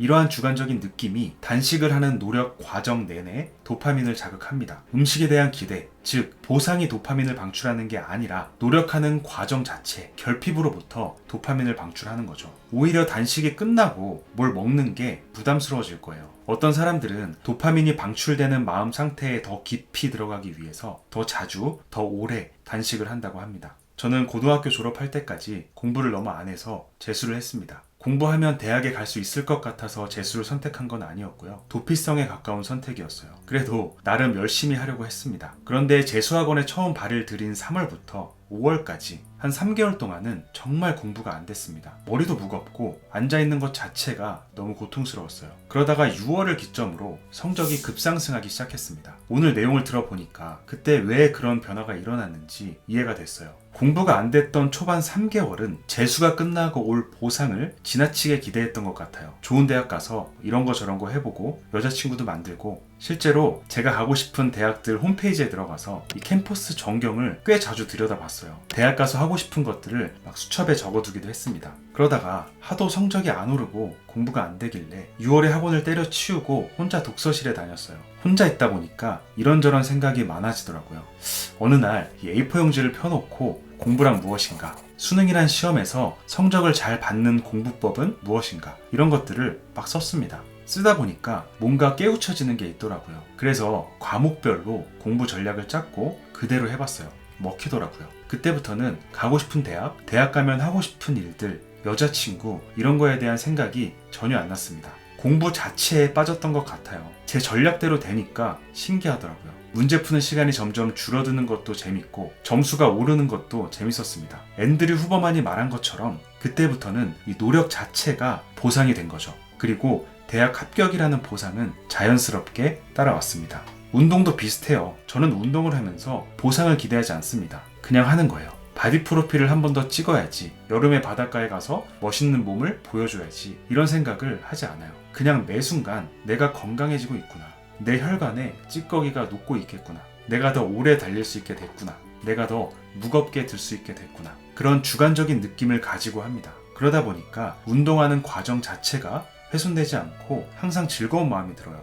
반면에 제가 반성했던 포인트는 뭐였냐면, 저는 원래 어렸을 때부터 책 읽고 생각하고 친구들한테 저의 생각을 얘기해주는 걸 좋아했어요. 누가 시키지 않아도 하던 일입니다. 그런데 이와 비슷한 일을 유튜브로 하고 나니까 그 일에 보상이 생겼죠. 평소에 받았던 보상보다 더 큰 보상이 따라오지 않으면 도파민이 방출되지 않음을 느끼고 있습니다. 점점 제가 좋아하던 이 일이 덜 재밌어지기 시작한 겁니다. 그래서 제가 하고 싶은 이야기보다 보상이 클 것 같은 얘기를 하기도 하고요. 마치 반짝이는 스티커를 보상으로 주다가 보상을 끊었을 때 원래 좋아하던 그림 그리기에 흥미를 잃어버리는 아이들과 같죠. 그래서 생각했습니다. 유튜브도 보상을 기대하지 말고 이 노력 자체가 보상이 되게 해야겠다. 나는 원래 이런 일을 좋아하던 사람이었으니까 보상에 대한 기대를 내려놓고 원래 하던 일을 하고 싶은 대로 즐겁게 하자. 내가 좋아하는 일의 모든 과정이 결과에 대한 기대로 훼손되지 않게 해야겠다. 어떻게 하면 될까요? 단식에서 즐거움을 느끼는 사람들이 확실히 정신이 맑아졌어. 내 몸 구석구석 찌들어 있던 지방들이 타고 있어. 내 몸에 염증이 사라지고 있어. 자가포식 상태로 들어왔어. 이런 주관적인 생각으로 스스로의 도파민을 자극하는 것처럼 저도 유튜브를 하는 모든 과정에서 그러한 주관적인 의미를 되뇌이려고 합니다. 여러분은 어떤 일을 하고 계신지 궁금합니다. 지금 하고 계신 일에 오늘 배운 내용을 잘 적용하셔서 노력 자체가 보상이 되도록 해보세요. 일뿐만이 아니라 취미활동에서도 사람들과의 관계에서도 이를 적용해 보셨으면 좋겠습니다. 중요한 건 해설자가 아니다. 강자가 어떻게 비틀거리는지 분석하며 해설하는 사람은 중요하지 않다. 진짜 중요한 사람은 실제로 경기장에서 뛰는 투사다. 얼굴에 먼지를 뒤집어 쓰고 피와 땀으로 범벅이 된 사람에게 공이 돌아간다. 그들은 용맹하게 싸우다가 실수를 하며 거듭 공경에 빠진다. 모름지기 노력을 쏟다 보면 실수도 하게 되고 약점도 나오기 마련이다. 하지만 그들은 실제로 치열하게 행동하고 있다. 탁월한 열정과 불굴의 집념을 알고 있다. 고귀한 사명에 투신한다. 최상의 경우 승리의 기쁨을 맛본다. 하지만 최악의 경우 패배하더라도 적어도 대담하게 싸우다 지는 것이다. 그래서 그들의 자리는 승리나 패배를 전혀 모르는 겁쟁이들의 자리와 다르다. 안녕하세요. 멘탈코치 이너게임입니다. 방금 읽어드린 연설문은 한 7년 전쯤 타이탄의 도구들이라는 책을 통해 처음 알게 됐습니다. 현재 테드에서 조회수 2332만 회를 기록하고 있는 브레네 브라운 박사가 이 연설문이 자기 인생의 터닝포인트를 만들어줬다고 하면서 이렇게 말했습니다. 이 세상에서 가장 중요한 사람은 경기장에 선 투사다. 그는 얼굴에 흙먼지와 땀과 피를 잔뜩 묻혀가며 용감하게 싸운다. 실책을 범하고 거듭 한계에 부딪히기도 한다. 경기장의 투사로 살면 확실하게 보장받는 것이 있다. 흠씬 두들겨 맞을 것이라는 사실이다. 정신없이 두들겨 맞을 것을 알면서도 대담하게 뛰어드는 것. 그것이 우리가 가져야 할 단 하나의 삶이다. 인생을 바꿀 만한 커다란 용기는 흠씬 두들겨 맞을 것이다. 와 같은 취약성을 드러내고 감수할 때 생겨난다. 우리는 매일 2개의 질문을 던져야 한다. 나는 오늘 대담하게 뛰어들었는가? 나는 편안함 대신 용기를 선택하기 위해 어떤 취약성을 드러내고 감수했는가? 인생은 결코 편안하게 흘러가지 않는다. 생각해보라. 편안하게 얻은 게 하나라도 있는지를. 뭔가를 얻으려면 빈틈이 없는 매끄러운 사람이 되어서는 안 된다. 그런 사람에게 사람들이 귀를 기울이고 칭찬할 것 같은가? 천만에다. 속이 울렁거리고 얼굴이 화끈거려 몹시 불편하더라도 기꺼이 먼저 자신의 취약한 부분을 드러내는 사람을 세상은 더 높게 평가하고 도와준다. 7년 전에 이 문장이 너무 와닿아서 페이지를 접어놓고 밑줄도 그어 놓았는데요. 최근에 책 퓨처셀프에서 이 연설문을 다시 만났습니다. 그리고 다시 경기장에 선 투사라는 말이 제 마음에 꽂혔습니다. 퓨처셀프의 작가 벤저민 하디는 이 연설문을 어떻게 해석했는지 책의 내용을 읽어드리고 저의 생각까지 나눠보겠습니다. NFL 쿼터백 톰 브레디는 미식 축구에서 역사상 최고 선수를 뜻하는 고트로 유명하다. 팀 스포츠에서 개인의 기량을 높이 인정받은 것이다. 브레디는 슈퍼볼에서 7차례 우승을 차지했고 많은 신기록을 세웠다. 하지만 그와 관련해 가장 놀라운 점은 그의 오랜 선수 생활이다. 그는 2023년 45세 나이에 선수 생활을 은퇴했다. 신체 조건을 볼 때 그는 최고의 기량을 뽐낼 수 있는 선수가 결코 아니었다. 사실 브레디는 다소 속도가 느리고 실수도 많았다. 그는 2000년 NFL 드래프트 6라운드에서 199번째 선수로 지명됐다. 브레디의 선수 생활 전반을 살펴보면 특별한 재능은 없는 것 같았다. 사람들은 그의 실력에 의문을 품었다. 그는 쿼터백을 절대 잘해내지 못할 거야. 그는 운동선수가 아니야. 브레디는 우승을 통해 그러한 의문이 틀렸음을 증명했지만 나이가 많아지면서 의문은 좀처럼 수그러들지 않았다. 사람들은 경기를 뛰기에는 너무 나이가 많이 들었어 라고 생각했다. 최근 ESPN 다큐멘터리 경기장의 투사에서 브레디는 선수 생활 내내 자신에 대해 의심하고 회의적인 사람들이 실제로는 경기장 안에 있지 않다는 점을 이야기했다. 그들의 말이나 행동은 경기장에서 일어나는 일에 전혀 영향을 미치지 않는다. NFL 선수 생활에서 은퇴한 보이스는 TV로 스포츠 중계를 볼 때 해설가가 실제 선수 출신이 아니면 소리를 줄인다고 말했다. TV 스포츠는 프로 선수가 아니라 팬을 위해 반영된다. 프로는 그런 방송을 보지 않는다. 스포츠 중계는 프로가 아닌 관중을 위한 것이다. 흥미롭게도 미국의 스포츠 해설가는 스포츠만큼 인기를 얻는다. 해설가는 관중석에 앉아 경기장에 뛰는 선수들을 평가하고 비평한다. 스포츠 비평은 인기가 높아졌고 즐거운 일이 됐다.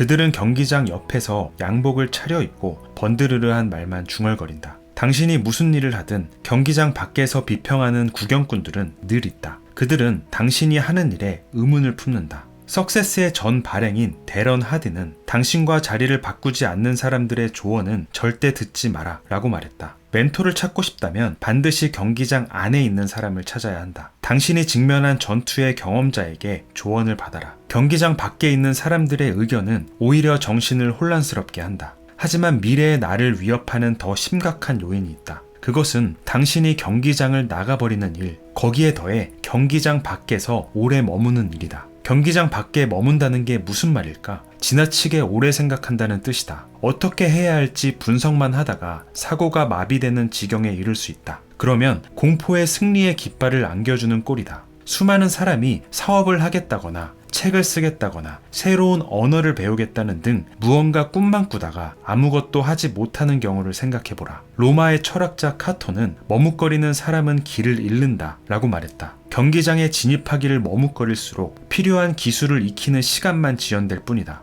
경기장 옆에서는 의도적인 연습을 할 수 없다. 경기장 안으로 들어가지 않는다면 상대는 부전승으로 승리를 가져간다. 경기장 밖에 있으면 안전하다는 느낌이 들지 모른다. 하지만 그곳이야말로 가장 위험한 장소다. 경기장 밖에 있으면 자신이 무엇을 모르는지 알 수 없다. 관심 있는 주제에 대해 뒷짐지고 비평이나 할 줄 알지 진정한 프로는 되지 못한다. 경기장 옆에 머물면 후회하는 인생을 살 게 뻔하다. 경기장에 들어가면 패배할 수도 있기에 들어가는 일 자체에 용기가 필요하다. 경기장에 들어가자마자 당신의 행동과 무지가 낳은 결과를 정면으로 마주하게 될 것이다. 고통스러운 순간일 수 있지만 그렇게 해야 배우고 성장한다. 경기장 밖에 있으면 졌다는 느낌이 들지 않겠지만 당신은 날마다 패배하는 것이다. 나는 온라인 글쓰기를 시작해야겠다는 결심을 하는데 5년이 걸렸다. 2010년 선교 활동을 마치고 집으로 돌아와 내가 되고 싶은 게 작가라는 걸 깨달았다. 하지만 2015년이 되어서야 비로소 경기장에 들어가 배우고 성장하기 시작했다.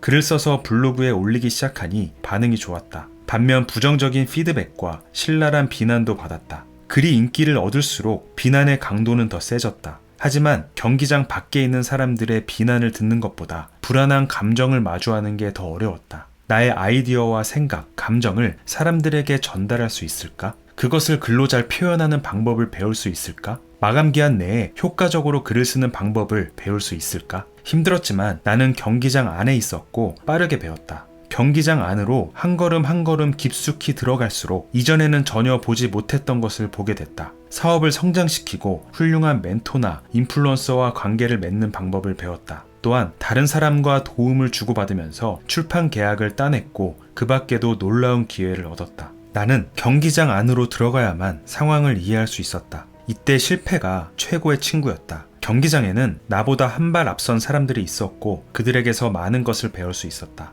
경기장 밖에 있으면 현실은 모른 채 이론만 따지며 비평을 일삼게 된다. 그곳에는 진짜 위험이나 패배가 없으니 무언가를 배우려고도 배운 걸 응용하려고도 하지 않는다. 하지만 일단 경기장 안으로 들어가서 현실에 맞서면 실패하며 배우고 배운 걸 응용한다. 당장 사용할 수 있는 정보를 상황에 맞게 적절히 활용하게 된다. 실패하고 배우는 일이 불편하지 않다. 실수해도 괜찮다. 현재의 실수는 몇 년 전의 실수보다 훨씬 더 중요한 교훈을 주기 때문이다. 나는 몇 년 전보다 더 큰 경기를 뛰고 있다. 이 경기에 걸린 상금은 더 많다. 경기장 밖에 있으면 꿈꾸는 것 같은 환상적인 경기를 즐길 수 있다. 하지만 진정한 보상은 얻을 수 없다. 그리고 실제 경기를 안다고 생각하지만 사실은 제대로 모른다. 관중은 앉아서 분석만 하다가 두려움과 결정 피로를 느껴 옴짝달싹하지 못한다. 그렇게 경기장 안으로 들어가기를 주저할수록 미래의 나에 대한 제약은 점점 커진다. 경기장 안에 있다는 것은 현실을 직면하고 받아들인다는 뜻이다. 경기장 안에 들어가면 더는 현실이 두렵지 않다.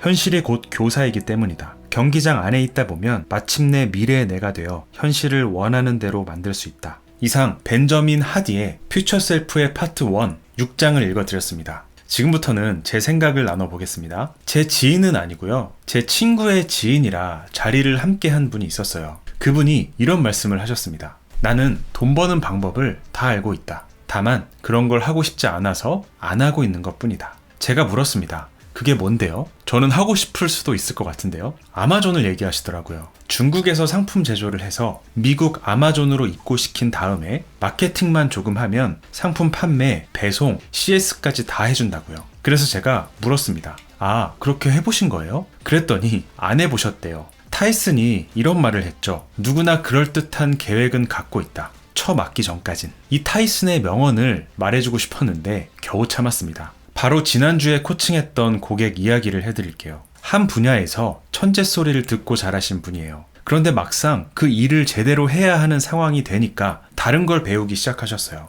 경기장에 들어가기가 꺼려진 거죠. 제가 그분께 물었습니다. 지금까지 그 분야에서 두들겨 맞아본 적 없으시죠? 혹시 그 일에 제대로 뛰어들어서 다른 사람, 다른 상황과 마주하다 보면 두들겨 맞고 좌절하고 포기할까봐, 내가 천재가 아닐 수도 있을까봐 두려운 마음이 들어서 그런 거 아닌가요? 저는 그분께 도망치지 말라고 했습니다. 경기장에 들어가서 실수와 한계를 드러내라고 말했어요. 많은 분들이 완벽하지 못해서 감정 소모가 클 것 같아서, 버벅될 것 같아서, 또는 더 좋은 방법이 있을까봐 경기장 밖에서 맴돕니다. 그러는 동안 누군가는 지금 이 순간에도 경기장 안에서 조 터지면서 진정한 투사로 거듭나고 있어요. 여러분은 지금 어디에 있나요? 경기장 밖에 있다면 경기장에 선 투사가 되시길 바랍니다. 오늘 책 타이탄의 도구들과 퓨처 셀프의 한 부분을 가지고 이야기해봤는데요. 앞으로도 이렇게 멘탈에 도움되는 내용들을 제 나름대로 큐레이팅해서 여러분과 함께 나누겠습니다. 비교하는 마음을 떨쳐내면 멘탈이 수직 상승합니다. 이어지는 이 영상을 꼭 시청해주세요.